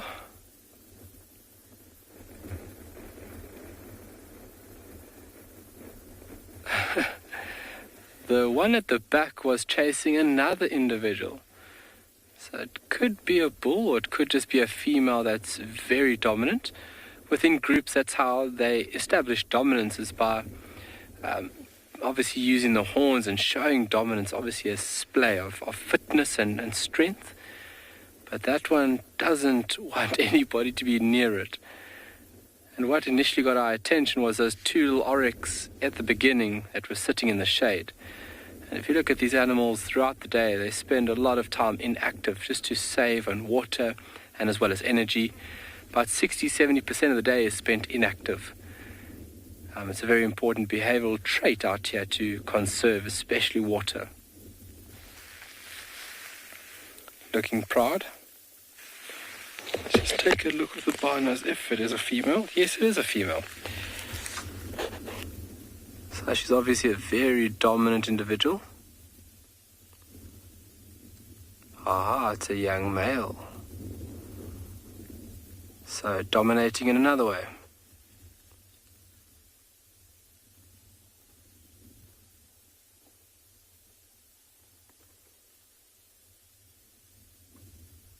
And in the very beginning he was chasing another female up to the dune and turned around and then chased the one that you guys got to see there. Obviously she doesn't want anything to do with him.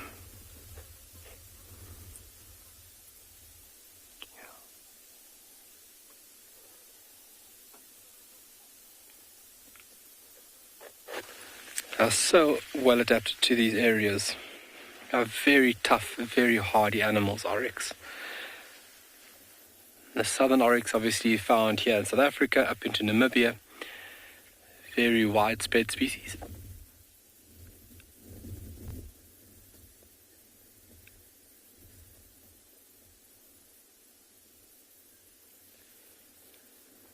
Beautiful clouds in the background. Can you zoom out there a bit there for us, Davey? Some lovely development to the east. You can see the Kalahari there on the left-hand side of the frame. Oh, there the babies are out. Little one booking it. Nice tawny coat, showing obviously us that it's under 3 months of age, having that uniform tawny coat. And mom would be just behind. You can see another calf in front of another one here. Or is it the male? Yeah, it's the male.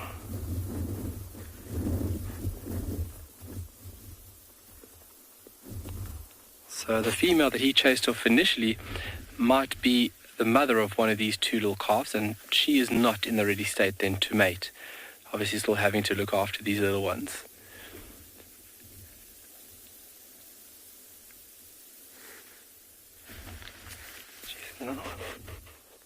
There's mom in front.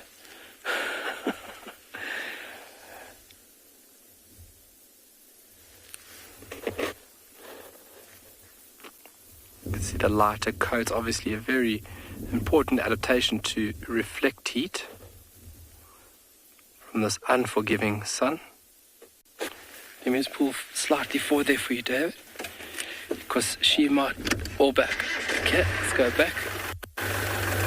Little one looking quite playful.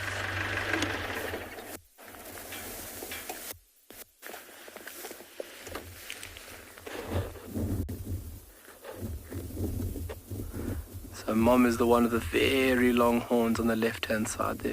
You see the little calf is starting to feed. As with most ungulates, they've got to be quite rough around the mammary glands to stimulate milk flow.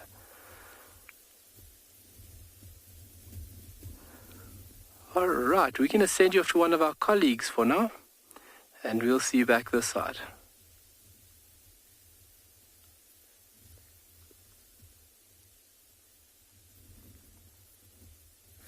Okay.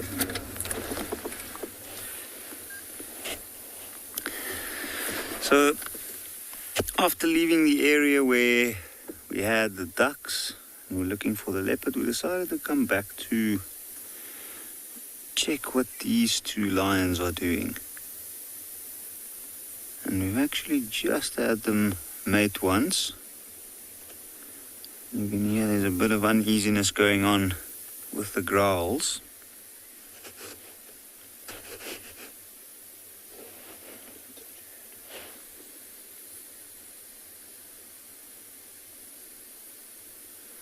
And have a look, this male still not letting her out of his sight.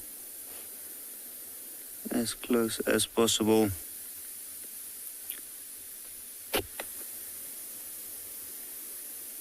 And this is pretty much the standard behavior that we see after they've mated. female goes, she lays down, and then the male settles nearby. Usually with his head up at first, looking around and looking a bit unsure, slowly dozing off.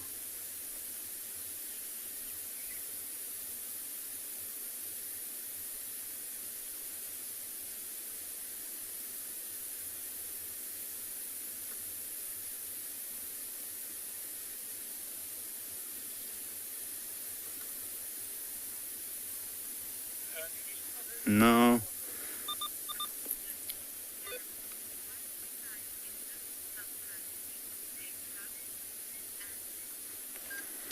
Ash, why do lionesses sometimes eat their own cubs?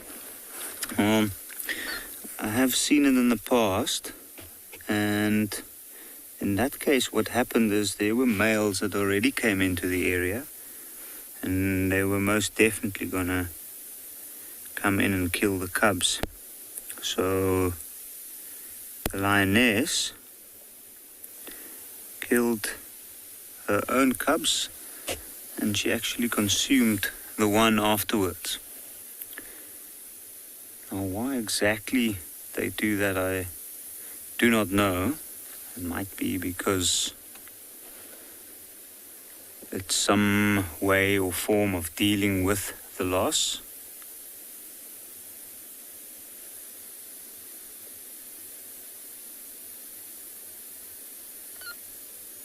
But it's a very good question.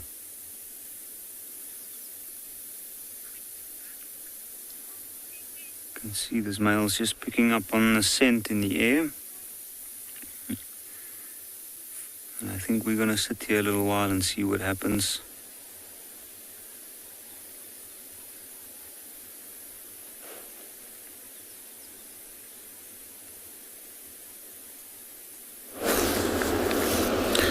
Welcome back to the Mara. We have come to the Mara River, where the crossing happens at this very spot.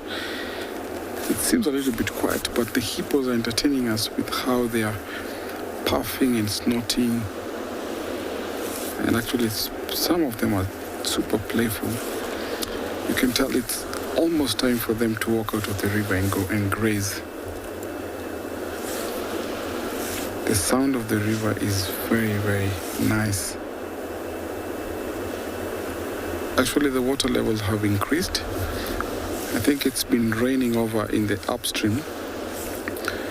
Before, this water level was so low such that you could only see some parts of the bank getting too dry. Beautiful sunset there.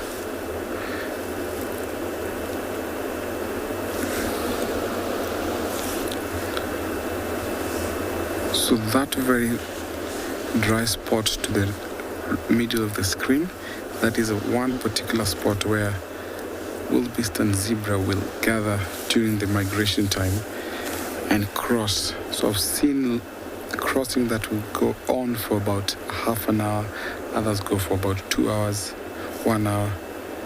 Very, very nice to see. So these hippos here will be out maybe at around dusk. You can see they're very much playful and much enjoying the water. So when the water levels rise, the hippos also enjoy because the water is much cooler, much fresher,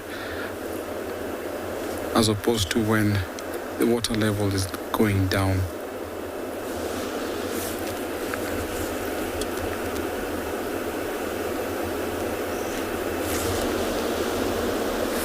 So families will pick a particular spot where they get to spend the rest of the day and then walk out in the evening. You find that younger bulls, oh look at that yawn.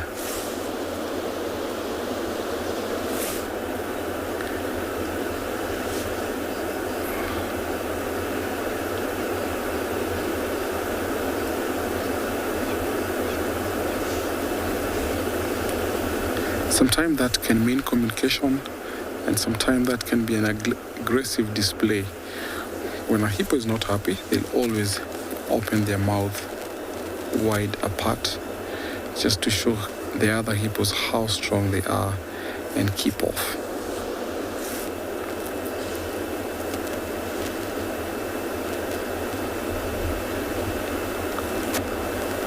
So these spots will always be favored by families.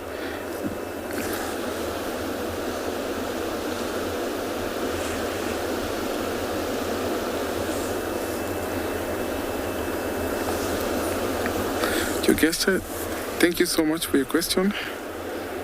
When the water levels get up high, hippos will tend to walk away from the very strong currents, and sometimes if the water level increases, they'll sometimes walk out of the river and get to the bank. That was evident during our very long rains during May.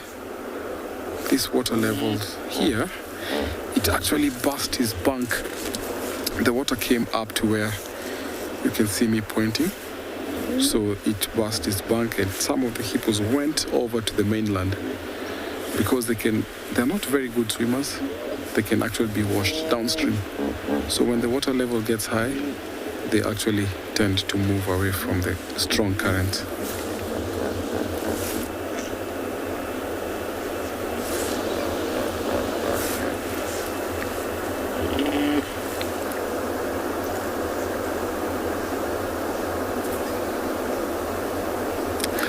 Jay, thank you.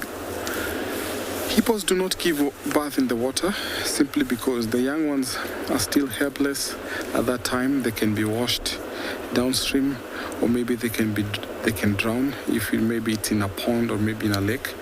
So what happens, the hippos only mate in the water, and during the time of birth they'll walk out of the river or wherever they are and walk to the mainland and to a safe place where they go and give birth. And after a period of about 10 to 14 days, that's when they'll introduce their calves back into the water. So they always give birth out of the water.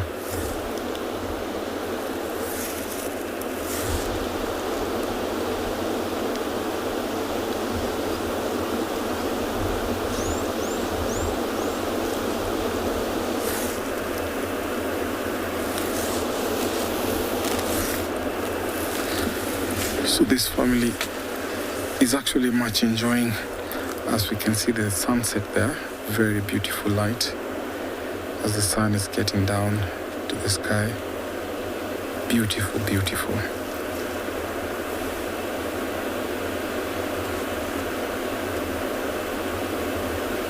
Let me just go silent for a little bit for you to just listen as the river flows and watching that sunset.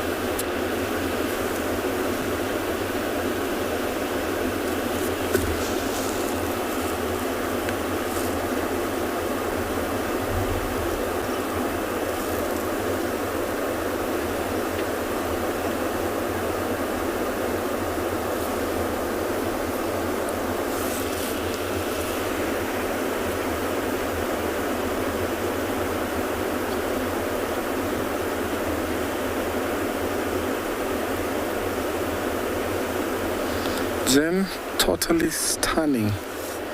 Thank you so much for your comment.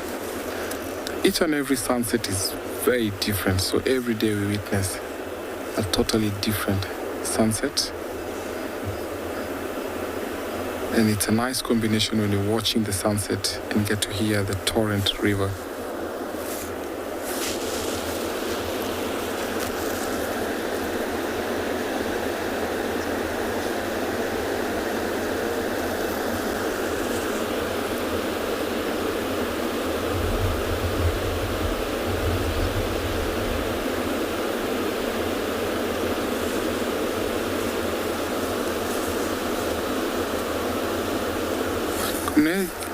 The water is super peaceful.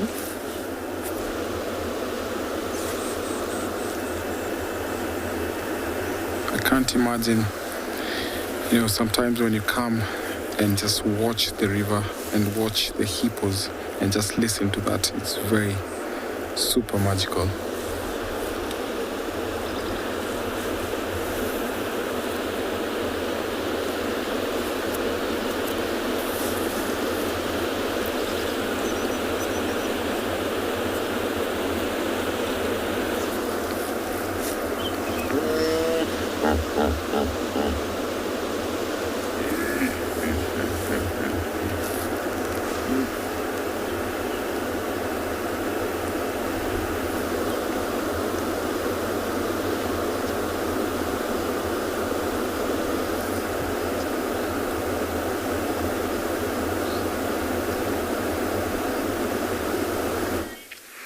Have a look at what's happened here. The older lioness just lay down next to the other lioness, and then all the cubs followed, and they all came and pounced on their mothers. And since then, they've been grooming each other incessantly. Even look now, it's still going on. This little cub in the middle of the screen, licking its mother's back in between her shoulder blades. Look, both of them, two little cubs together, licking mum's shoulders. It's been interesting to watch because in between the grooming, there's also little games that are starting to develop between the cubs. One bites the other, or one bats the one on the head with its paw, and then it sets off a whole chain reaction. And they all start playing and biting, and the lionesses inadvertently get roped into it, and then they start getting bitten, and one cub's got mum's tail, and the other cub's biting mum's ear. Amazing how patient these lionesses are. It's only when it starts to get really irritating that one of them maybe lifts their lip, shows those big canine teeth, and then most of the time the cubs stop. If they don't, there's maybe a little bit of a warning growl, and then that normally stops them in their tracks with their naughty behavior. How cute is that though? These two little cubs busy licking their mother, and mum licking that cub in front of her, right back, licking him along his neck and his back. Look at the force that lick produces. The cub looks like it has to brace itself every time mom licks it. But obviously not too unpleasant because he's sticking around and lapping it all up, if you'll pardon the pun.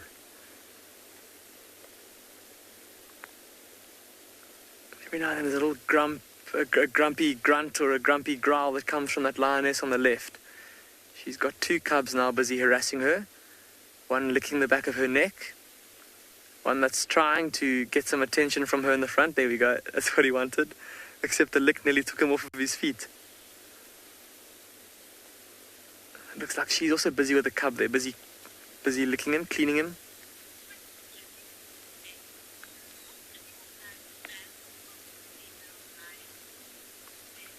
Ben, you're asking about the lifespan of a female lion. It will depend from area to area. The oldest lioness that I've heard of here at andBeyond Phinda was about 18 years old when she died, and that's very old for a lioness. Normally, because of how rough their lives are, in terms of them having to hunt things where every hunt they run the risk of getting kicked in the face, having jaws broken, having ribs cracked, having legs broken, not just from kicks, but also if they were to try and hunt something like a buffalo, maybe taking a horn through the body cavity that could also seriously injure, if not kill them. So yeah, very, very, very rough lives, excuse me, that they live. but 18 is the maximum that I've heard of from here at andBeyond Phinda. This lioness on the right currently, I think she's about 9 or 10 or 11 years old, somewhere around there. And she's starting to show signs of getting a bit older. Her teeth still look like they're in pretty good condition. The points are still pretty sharp and they're still long and healthy looking. But as she gets older from here, those teeth will start to deteriorate and she'll just start looking older and older. Her muscles will start getting, well, not obviously stiffer, I suppose, just from age, but she'll be able to move less and less. She'll become less mobile. And eventually, shame, old age or something related to old age, maybe not being able to move quickly enough in a hunt and getting injured in a hunt, or in her old age maybe getting sick, would eventually more than likely be what kills her. But normally, depending on who you ask and depending on the area, about 15 years is about the average for a lioness in the wild.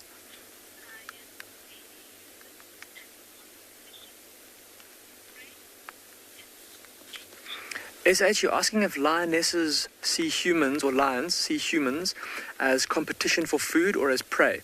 And for the most part, they see us as competition.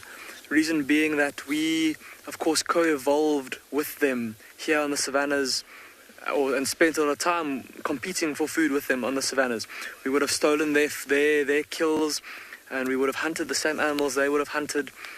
They may have stolen some of our kills at times. And of course, us with our development of weapons and our big brains, we learned how to cope with these lions, how to deal with them, even though we're a relatively small and weak animal compared to these lions. But because of our brain size and because of our development of tools and our harnessing of the usage of fire, these lions have learned that we're a dangerous predator to be feared, and not to be trifled with. And that's why normally if you encounter a lion on foot, it won't do to you what it does. For example, if a warthog were to walk past right now, these lionesses would probably lie low and try to stalk up to the warthog, being as quiet and as stealthy as possible. If a person were to come stumbling along in the direction of these lions, they would probably either run away or they would behave aggressively towards the person. They would growl, they would swish their tails, they would pin their ears back, they would show their teeth. All the same things that they would do if they were confronted by, say, for example, a rival pride of lions, trying to urge that threat to go away. There are, of course, rare exceptions where lions do learn to eat humans, and there, of course, then they see the humans as food, but that's normally only under exceptional circumstances.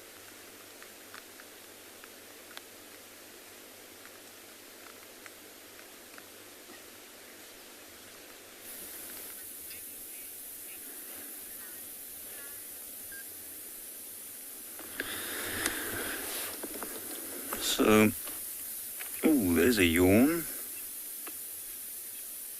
The ears are starting to twitch. It looks like the male has now settled down and maybe even fallen asleep. I can see his ear moving, so maybe not.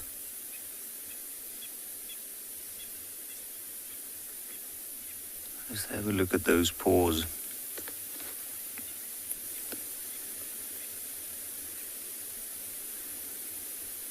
Those large black pads underneath, and then those tufts of fur that come out from the toes inside there. That's where the claws are sheathed. So that is also what enables this animal to move very, very quietly. Indeed, they need to. How old will this male lion be? This male lion is around about 10 years of age at this stage, which is quite old for a lion in the wild. But I think he's got a few years left in him. You can see over the last couple of months he started losing condition. You can start to pick up on his coat that he is getting older.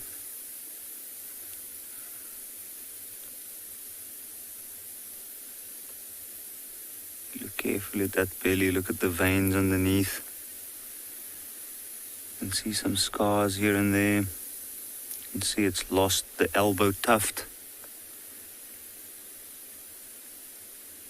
And then of course the ears. But all considered, I think this lion still looks pretty good for his age.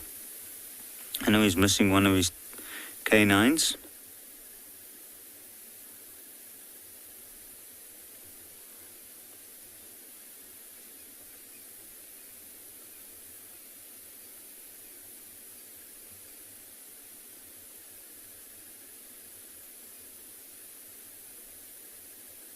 There was a little bit of action just now from the female because of the flies bothering the female. And Jane, is this one of the Ross males? This is one of the two brothers and the males that are territorial males within this particular area. And they've been around for about 2.5 years now. I think they've done pretty well.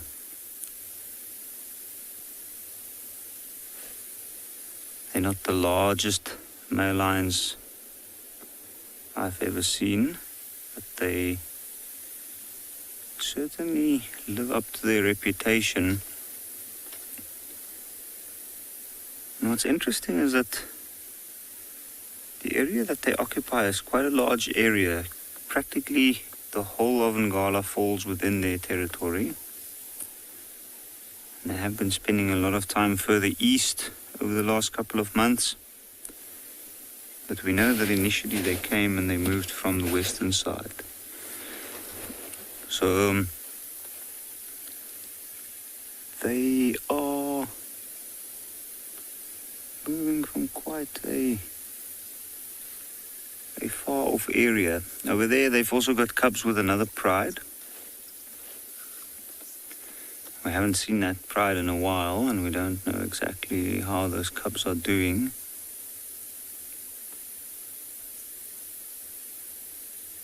Ooh, she's up. There's a bit of a stretch. That means she might get up. And a yawn. Oh, yeah, there we go. And there he goes.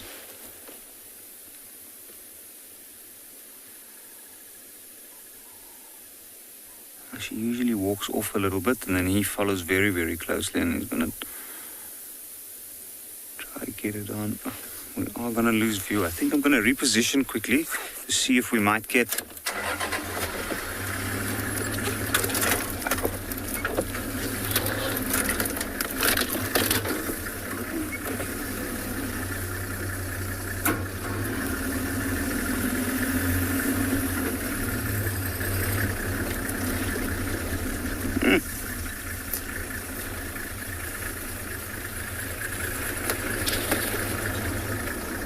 Oh!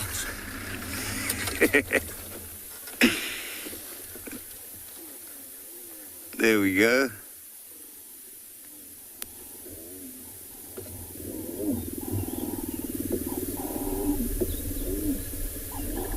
You hear the whining noises from him and then she's the one growling. But that was quite interesting. Like, he came to a point where he was just like patted her on the rump and made her go down.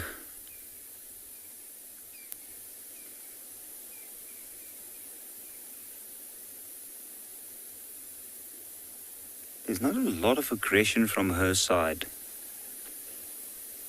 at the end, which is also something I haven't seen with these two before. Normally, she'll flip around and she might even cuff at him. But she's just rolling and he's just moving away. He's not even marking a bush.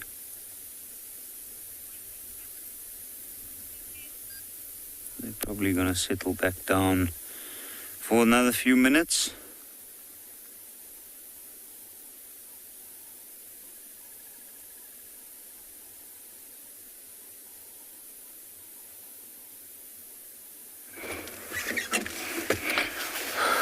from lions to another carnivore, the spotted hyena, who is out on a prowl. It's the only one that is very common. We do have the striped hyena here, but it's much rare. The spotted hyena is commonly seen, and they live in clans. This guy must be from the Olololo clan. They are about 40, 50 strong, and they rule this patch of the land. This could be a scout who is heading out on night outing, scouting to see if there is anything to be killed, because that is what they are meant for. Many years mistaken to be scavengers, but they're actually very, very efficient hunters. Hyenas can gang up and, take kills of lions and also kill even big game like zebra, wildebeest, topi, hartebeest, even warthogs. So he's out on a prowl, and I'm going to try and follow him a little bit, see where he goes. He has come from the opposite side where the den was, wasn't supposed to. So I don't know if he's going, back to the den to go and check out. If everybody is home, then head out. But definitely, he's out on a prowl. Okay, I'm gonna continue, follow him. It's getting dark here, and hopefully he can lead me to the rest of the clan.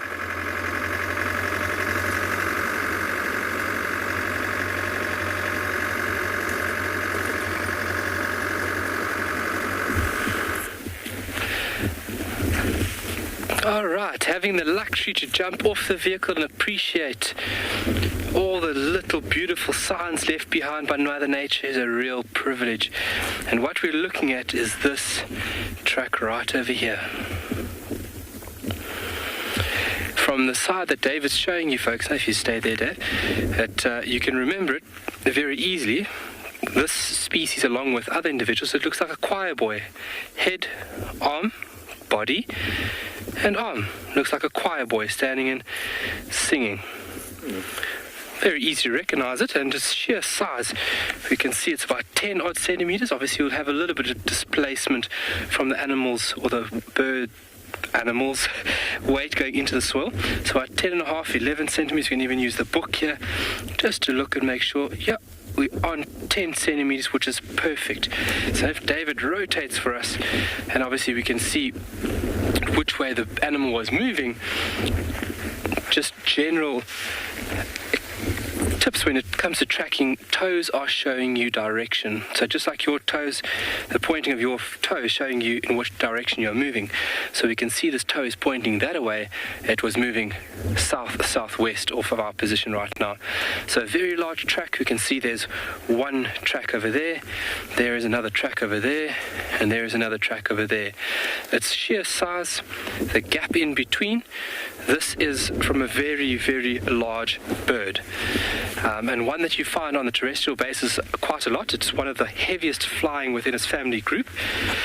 And I mean, this bird would be standing somewhere about over here, so a fairly large individual.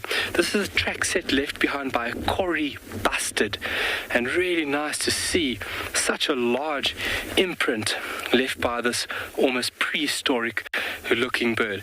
And this would have been the bird moving and looking for prey items, so moving very slowly, and they eat a lot of insects. So moving over here, and it would have just been scanning, and then obviously picking with its beak as it goes. And you can see from the distance of the 2 feet that it was moving nice and slowly. Obviously, if the bird was moving quicker, the distance between these 2 feet would obviously then increase. So if you still can't see it's a Kori bustard, we can also just put this like this. That would be the track in the perfect conditions. So once again, there's the ball. You can see the foot is adapted to walk on ground. That's not in any way designed to perch. So if you look at birds and their foot structures, majority of our birds have a foot structure called anisindactyl, where there would be a little toe at the back here that enables them to grasp. It's what we refer to as perching birds. As in where this bird has no toe at the back, showing that it is designed to be on the terrestrial basis. So that's the nice big ball in the central part of the foot, one toe, 2-toe and 3-toe. Really amazing. And if I do it like this, there's our choir boy again. Leg, body, leg, and head. Fairly easy to recognize. You'll find that the other busters also have a very similar looking track. So if you use the fundamental tools by looking at this track, the only difference would be is slightly smaller. In other birds, you would have displacement of toes, the width or the thickness that can be used to differentiate between different species. But the sheer size of this over here, also the gap between the two, that gives you somewhat of a height distance that is of a Kori bustard.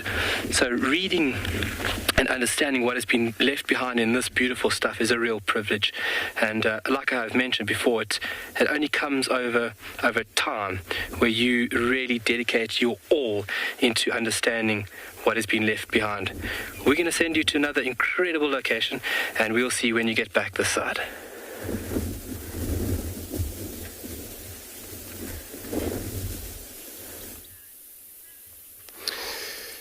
Great. So we come to this beautiful water hole here in Chitwa.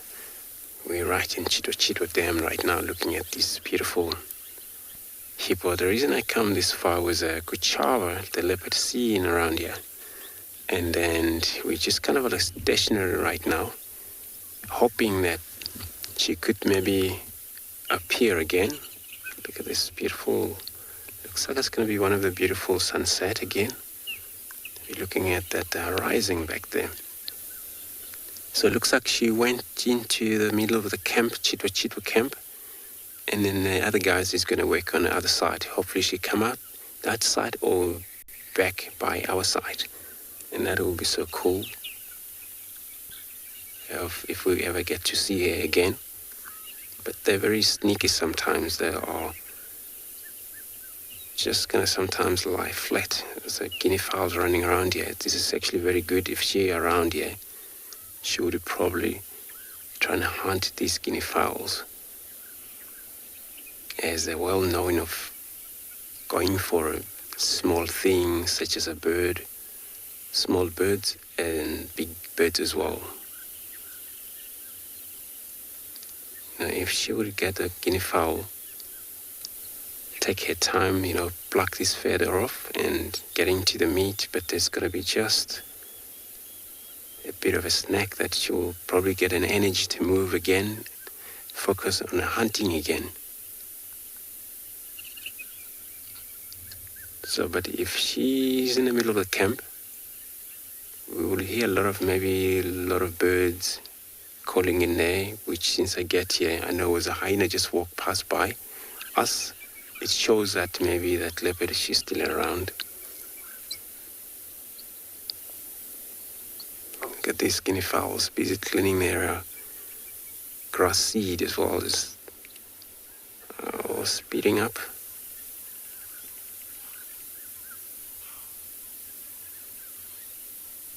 It's actually a very good time of the day, everybody now, especially birds, all, have to get enough of a feed.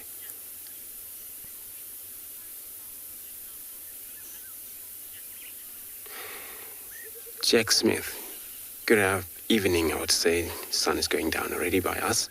You want to know if hippo faster outside of the water, yes? And, they can pick speed up to 35 kilometers an hour inland. So, yeah, of course, that actually for a human, they can really get you if you want to try and run away from them. You can't outrun them. So that's the speed they can keep on land. So when they're in the water, they're still, they're faster, but, it can't be that 35 kilometers an hour because remember they're in the water, it's a liquid. So anything from 13 kilometers, sometimes 11 kilometers when they do that, because they kind of go with big wave when they do that. Trying to get into some way immediately from inside of the water. So yeah, they are speeding up these animals. They have very short legs and they cannot really actually jump for sure. And very territorial animal. And all you see is that when they have to run to something, you can able to hear these footsteps because they have a full body animal. In a way, quite a heavy as well. They have a very heavy skin. So we're probably just gonna take another moment here just to see if we get any contact from this leopard. Otherwise, let me take you over another live guide.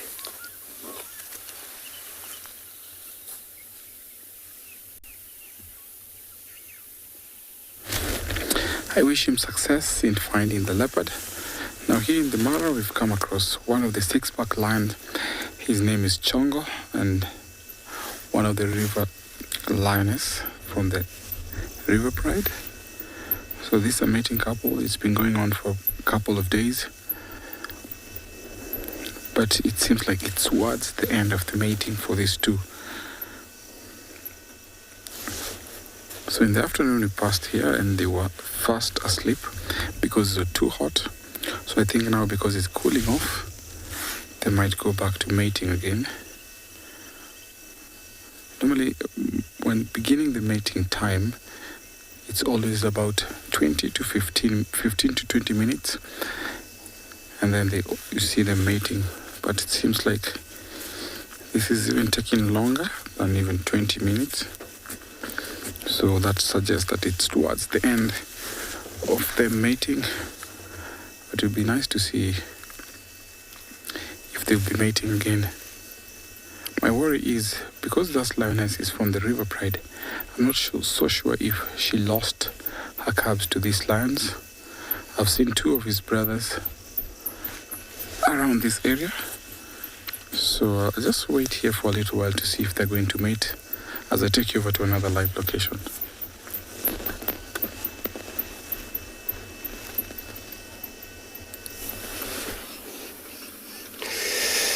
Beautiful. Back in this dam here, because you can see how color of the water is already, this is all about the sky on the background, bringing a lot of a beautiful golden reflection. And the hippos all happy now. When it comes to this kind of a day, this is where they will, be happy because they will get out soon, able to forage far from here. They're well known of traveling anything from maybe 5 kilometers, 4 kilometers away from the water. And it's all about feeding on grasses. And they all visit a lot of these termite mound because this termite mound has got very much our favorite grasses around this mound. And they're all just going to go feed. Since they have very kind of like interesting mouth where they were able to they very much feed on very short grasses for sure. So they won't just go anywhere around. They're just going to always go where it's suitable for them to be able to get that short grass. Remember, they still have a 4-chambered stomach, hippos, but they don't really chew cud. And that process works better when they find short grass to feed on these grasses. And want to compare them to buffaloes and the whole herbivore species, more especially those chew cud, and they work slightly different, the system. Sometimes male, he would first get up, move. Sometimes he take his own journey, and just to make sure first things, he patrol his territory boundaries, where then he would probably reactivate it again by they have kind of like medan, I would call it, because every time they defecate, they spray defecation towards the wood. So every 2 days they are around in that area. Doesn't have to be every day, but they would have to defecate in that kind of a similar area every time. So this is what they do. But early in the morning, about around 4 or 3 o'clock in the morning, they return back to the water. And I'm just going to see here, because they're lining up there and they're all looking at one direction. Some people, they get up outside of the water very early in the morning. Early, sometimes it's quite late for them to get out until darkness takes place. So I'm going to take another moment here, but otherwise I'm going to be taking you over another live safari.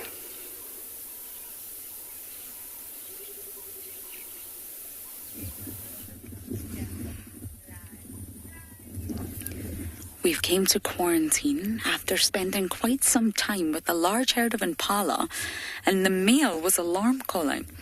Bah, bah, bah, furiously. But then he seemed to forget and just carry on having a jolly good time with the ladies. I really could not figure out what he was alarm calling at, but we did try. And now we've came to quarantine to admire the sleepy herd of wildebeest against the dramatic skies. I think we're in for some rain tonight. It's been a really overcast day. The temperatures have dropped now and it's actually really chilly. And hopefully it rains all night. And then when we wake up, it's nice and sunny. That's what I'm hoping for. The insect life has not flourished yet. I haven't seen any signs of termites being active outside the mound. Yes, there's lots of reconstruction going on, lots of architecture to many of the mounds, but the termites are very much inside. Normally, you only start to see termites become extremely active when there's enough moisture. I've only seen a handful of butterflies. I've seen no grasshoppers. Now, I'm sure there's some insects around, but really, the true essence of summer hasn't hit yet. Although it's green and it's very lush, we need more rain to fall. And I think by looking at these skies, it's coming. Let's just take a moment to admire this view.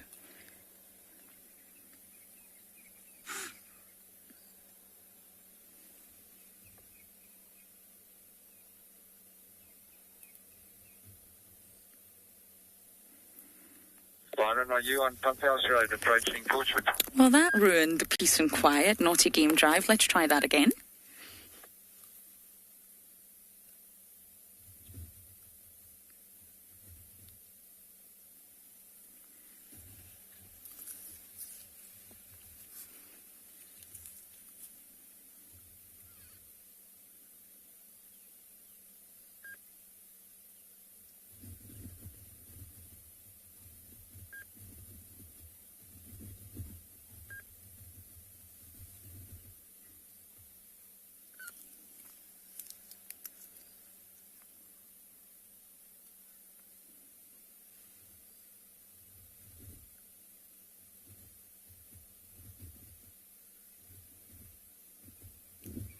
Of course, lambing season for the impala will soon be upon us. It will be an absolute feast for the predators, sadly. But that's why the impala breeding strategy has sort of evolved that way. They call it flood the market, which is, I don't know if that's the nicest term, but they all give birth at once. All the ewes that are pregnant, and it means that there's so many little lambs running around that there's no way that the density of predators we have here could really ruin the entire population. Whereas if the lambs were being born at different times, if it was staggered reproduction, then of course that would mean it wasn't successful. Any lamb that was born a predator could come, and then the next week another one, then the next week another one, and it would have a dramatic sort of effect on the number of lambs, and that's why they all give birth at once.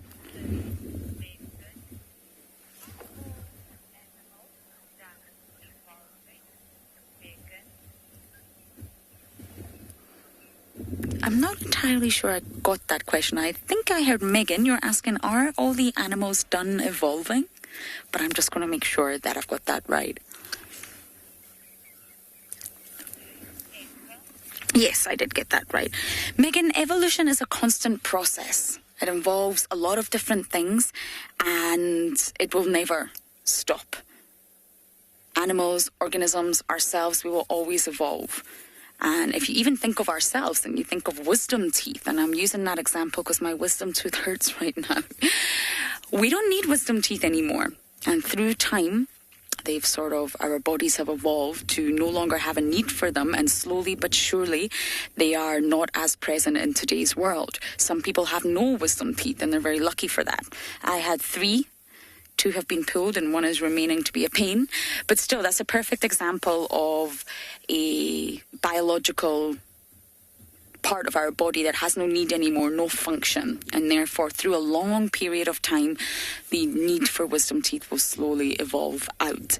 So evolution happens over a really long period of time. That's why we don't always notice it. It's gradual changes. And then, of course, natural selection comes into play. During evolution, nature always selects for those features that make the animal the strongest or the fittest out here. But it must be noted that both evolution and natural selection are not perfect. Even if you think human men having nipples, that's a sign that evolution's not perfect. Wisdom teeth. There's lots of signs that it doesn't always sort of go smoothly.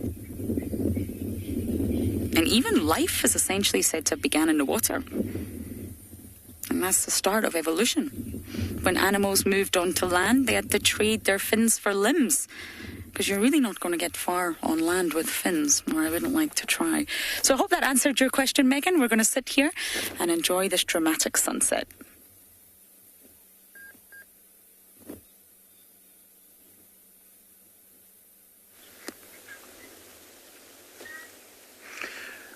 Welcome back to andBeyond, Phinda. Craig and I left those lions still resting up on that hillside, and more than likely a little bit later they'll get up and start to move around, go off in search of some food. We've been driving through some of the Lubombo woodland, and we've come across this mixed group of Ngala bulls and impala.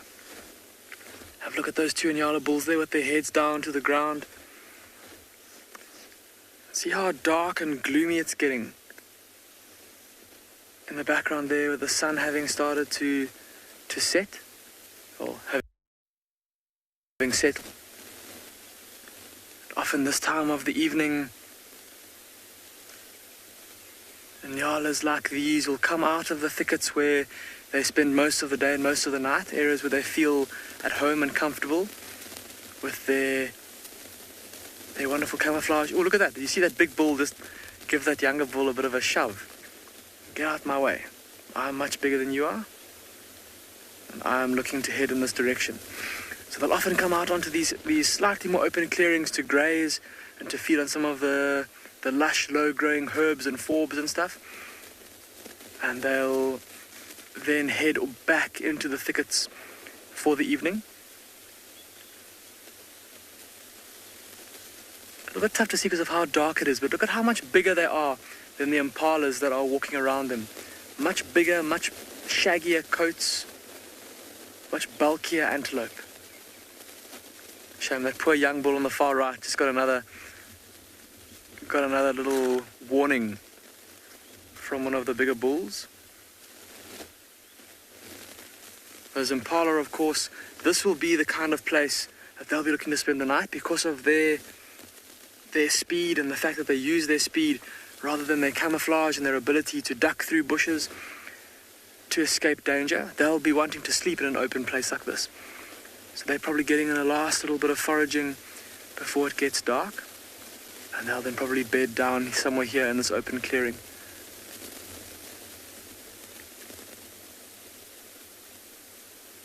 Have a look at that male Nyala in the center of your screen there. And that beautiful white ridge of long hair along his back, that big mane. Relaxed now, just kind of blowing around in the wind.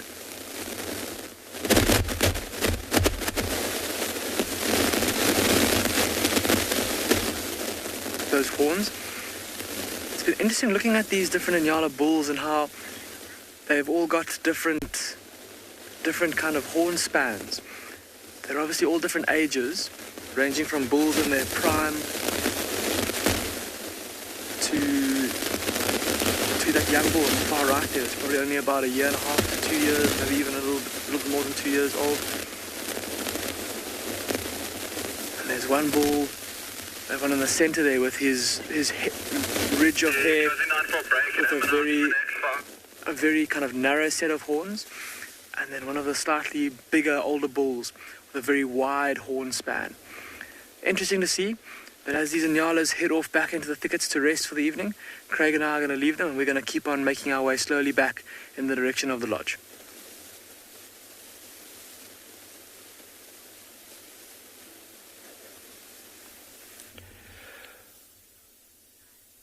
All right, welcome back. There's something in the undergrowth here, in between this tangled three thorn, and it's a little bat-eared fox resting, just absorbing a little bit of sunlight, a little bit of warmth, and it's the temperature's dropping now, so it's starting to get a bit cooler, and this is where these little nocturnal animals will take and seize these opportunities to come out through the daylight period. We actually came around the corner and gave one a fright. It was very close to the road. And it's just moved off and has found a bit of comfort there. It's a little bit of a tricky view. But unfortunately where it is, it's the best we're going to get right now. So this would be part of a pair. At more than likely, just see it. Can you see this? Oh, Dave, maybe if you want to come to the front here. You can see where they were walking. Let me just pull for us. We're going to leave him be. And walking here a bit earlier. I don't know if you can see that. Yeah, there we go. So we're just taking there's a bit of disturbance also behind us, where they've been resting, obviously absorbing the early morning warmth, and then changing on the western side for the afternoon. We're going to send you to another location. We'll see you later.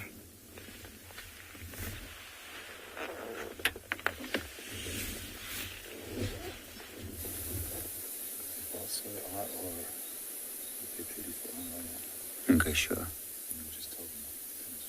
Okay, sure.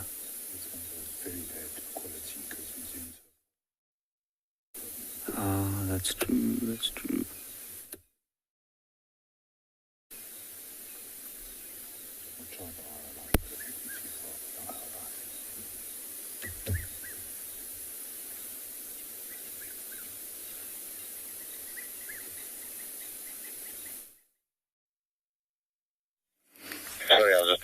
Sorry about that. I don't know what happened to Ngala, but you're with us with some Inyari.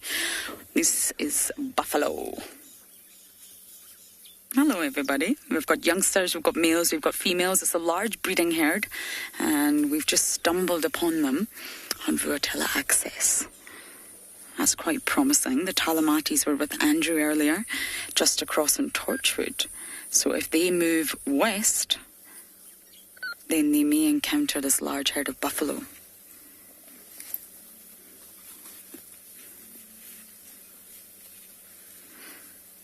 I think of all the facial expressions in the bush, buffalo has to be one of my favourites. And we were talking about evolution earlier, which is such an interesting topic, really.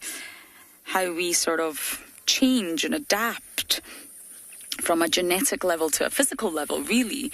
And I have mentioned this on drives before, but many people ask questions about buffalo. How is it that buffalo are not able to really defend themselves against lions? Now, I know recently there's lots of videos, even in the Masai Mara, even here, where you do see buffalo come together and chase off lions. Absolutely. But generally speaking, the apex predators, the lions, tend to win. And why is that? Why is it that buffalo don't they don't have an awareness of their size, or the fact you have a little something in your tooth there, darling? I might need a little bit of floss.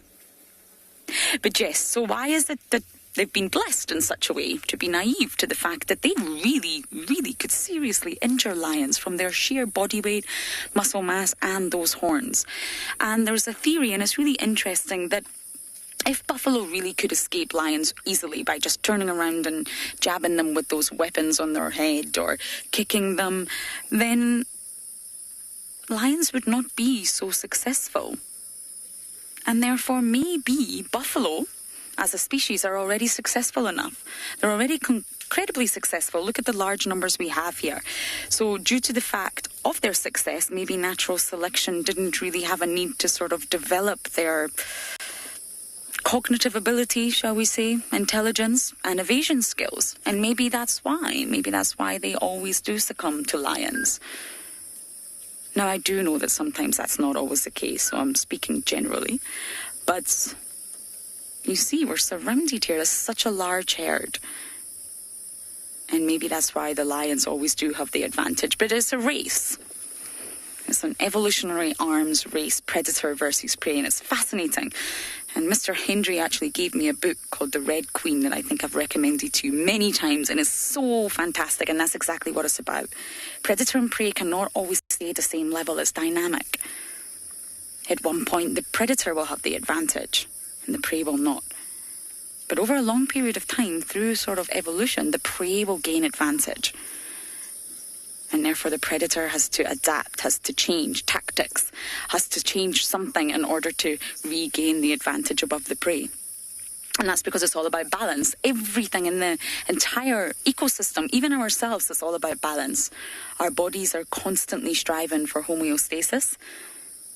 Chemicals in our brain, chemicals in our blood, everything needs to try and stay in balance. And that's exactly the same as an ecosystem. And of course, when you throw humans into the mix, that's when everything goes out of balance, out of whack. But a natural ecosystem always strives for balance. And that's why the evolutionary arms race between predator and prey is really fascinating.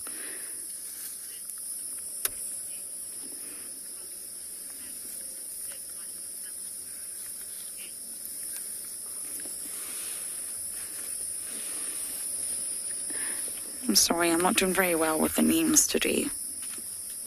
Forgive me. But someone is asking a really fascinating question about buffalo stomachs. And you're asking if buffalo have more than one stomach. So I think you're referring to rumination. You're asking if buffalo are ruminants. Now, yes, they are. They do something called chew the cud. You can see they're just constantly chewing, and this is because they are ruminants. But ruminants don't actually have more than one stomach. That's a misconception. It's still just one stomach, the same as us, but it's actually got sort of 4 different compartments, 4 different chambers, if you like, we'll call them, but it still functions as one stomach. And one of those chambers, one of those compartments is called the rumen, and that's where the name ruminants sort of came about. So yes, they do ruminate their food, and this is, again, from evolution, because cellulose and plant matter is very difficult to break down. Humans actually can't digest cellulose, and that's why they do have this 4-chambered stomach in order to make that process a lot easier.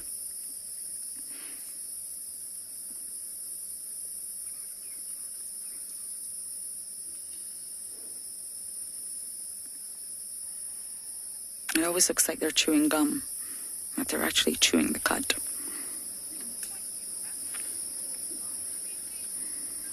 So since we are getting to that time of day, I think I'm going to try and stay with this herd till the end of drive.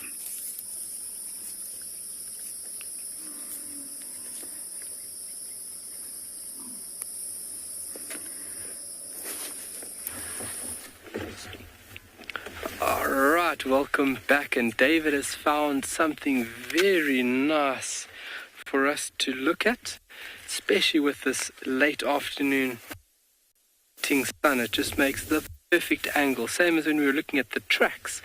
When it comes to tracking and looking at things like this, you want the angle nice and low.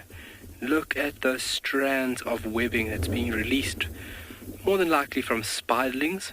So these are young spiders. And this is how spiders will move from one bush or tree to another, by letting out a strand, and obviously by the wind will take the strand until it anchors itself because of its sticky or adhesive properties, until it touches another tree or bush. And that from there the animal can then anchor it and then make its way across this amazing piece of material. I mean, spider webbing is something that is truly fascinating, produced from the spinnerets, and the spinnerets is found within the abdomen or the back or the bum section of a spider. And it's a remarkable organ, and there's multiple little parts within this organ that are able to manipulate the shape and as well as the size of these beautiful web strands. So if they want to make a sheet, to cover and wrap food up, that organ does it. If they want to make these beautiful rope-like strands, that organ does it. It's a remarkable adaptation. Not only do spiders use webbing for various things, there's also other insects that have web making or web producing organs within their arms, and they actually create little tunnels to protect themselves. But that's another story for another day. But just really nice to see that, and there is hundreds and hundreds and hundreds of strands from that bush. Also how spiders would migrate and really travel large distances.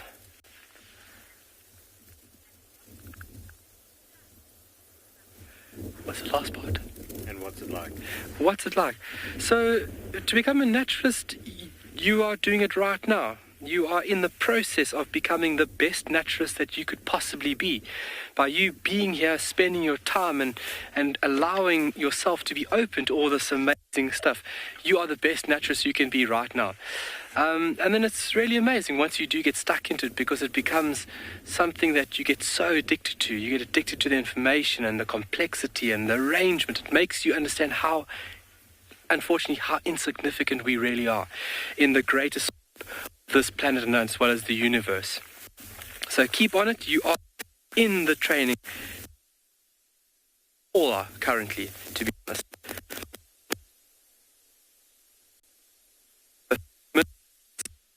Obviously, being far set out to the west here, we obviously enjoy a longer sunset than everybody else across the country, which we're obviously very, very lucky with. But those spider webs are just really beautiful. Early morning as well, or late afternoon, it's really fascinating to look and appreciate those pieces of material. And they're so remarkable, we're actually trying to copy it, obviously because of its light weight and the amount of tension or pressure that one could apply to a strand is remarkable. I mean, these little spiderlings that will take flight now using that nice light breeze that we're experiencing to actually lift themselves up hundreds and hundreds of meters above the ground and migrating hundreds of kilometers. So a really efficient tool, not only just capturing prey, but also transport. It's set in a nice full black. See how you guys have witnessed the change in the process. David, can you punch us in the seed pods there, please? How the seed pods have changed color. They are now green. They've gone from that beautiful brown-like color to this beautiful green color. How amazing is that? We're going to send you off and we'll see you.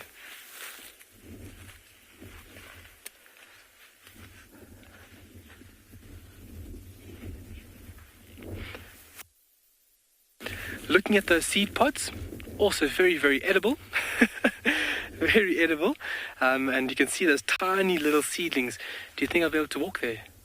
You can see the tiny little seeds inside those seed pods, and the angle that the sun is at now is brilliant for us to see those new little trees in the process. Some of animals will eat that, from kudu to steenbok to giraffe even, if they're a bit higher in the tree. Obviously the nutritional value is very, very important through this period that we're going through right now, because we are coming to the end of the dry season, and so any little bit of nutrients or value that an animal can use, it's going to utilize for sure.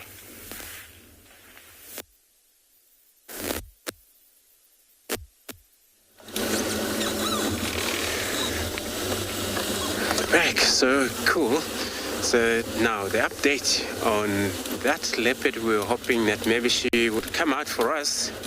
She didn't come out, and we wait a little bit on close to that water hole, and nothing. But according to the guide that is from that camp, he was saying that it's a lot of activity of workers around the camp. So probably maybe she ran maybe away from the camp, that maybe they didn't see where she's gone from there. So, and then we trying to look around here, which is it's no joy yet. And we were spending a few times there. Back there was a lot of Ngalas. Hopefully maybe she could be behind the Ngala, but could be maybe not, that she's taking another route.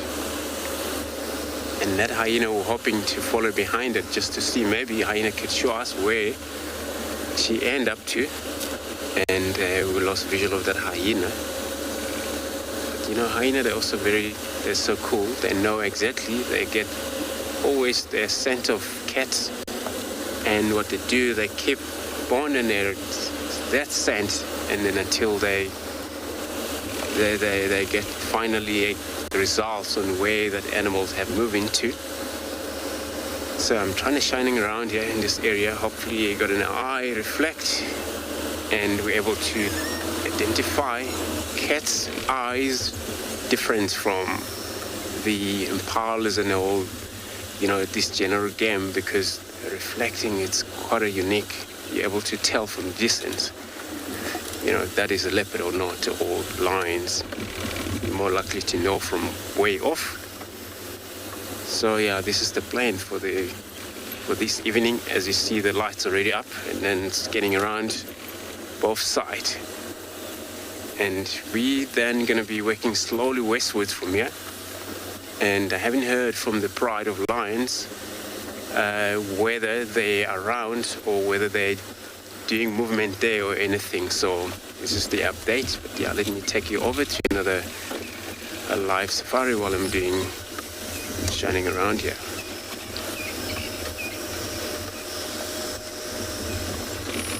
We have one buffalo who's just completely relaxed here.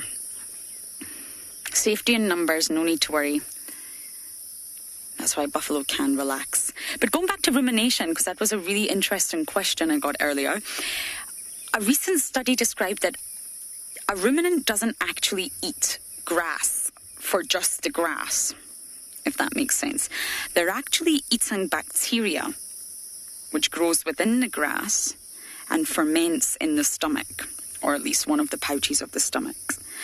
And that's so that a ruminant like buffalo can basically provide a food source for the bacteria. So it's eating grass for the bacteria, but the grass itself is a food source for the bacteria. So what that means is a bacteria within the stomach actually breaks down the really hard to digest cellulose that I mentioned earlier. There's an enzyme called cellulase that helps break it down, but the bacteria actually do most of the breaking down of the cellulose in the grass and converts it into a plethora of different amino acids. And of course, as we all know, amino acids are the building blocks for protein. And that's exactly why animals like cows or even like the buffalo, they can get to such ginormous sizes because they do eat a lot of protein, but it is coming in a completely different way than how we would get our protein. And that's how they can go so large. And there was actually a similarity of this to a beer brewery. Yes.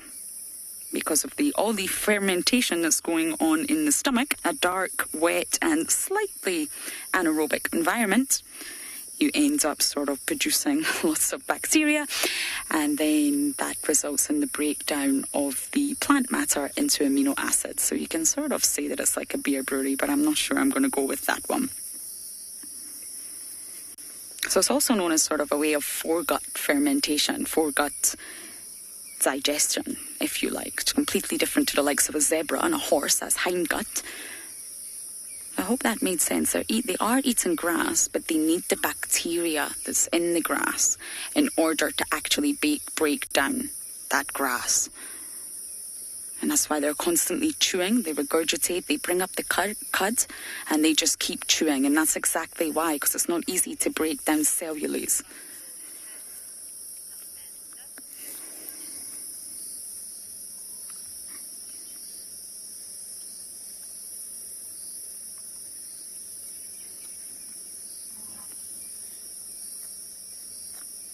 Now, Samantha, you're asking how many teeth do buffalo have?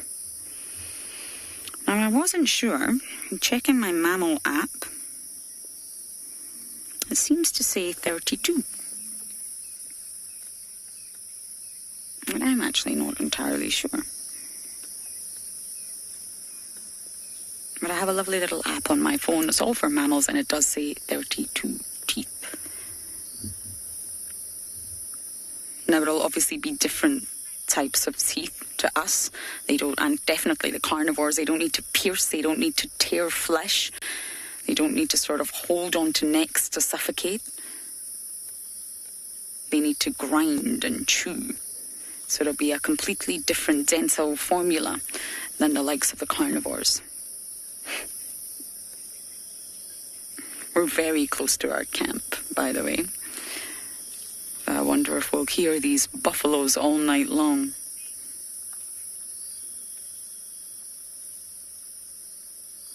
And the lions will not only follow the scent, but they'll also listen. Lions have remarkable hearing, and a large herd of buffalo like this is very noisy.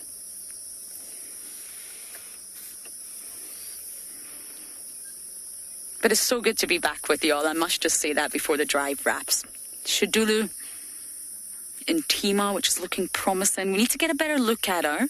I'm just speculating, but I just have this suspicion that Intima could have had a litter. But we do need to keep our eye on that one, and hopefully tomorrow morning I can head back to the hyena den and get some action. But it's such a pleasure to be here with you all. It's been a long time. So thank you all for joining us, all your comments and questions. We will be out in the morning as usual, so please do join us then. Have a great night.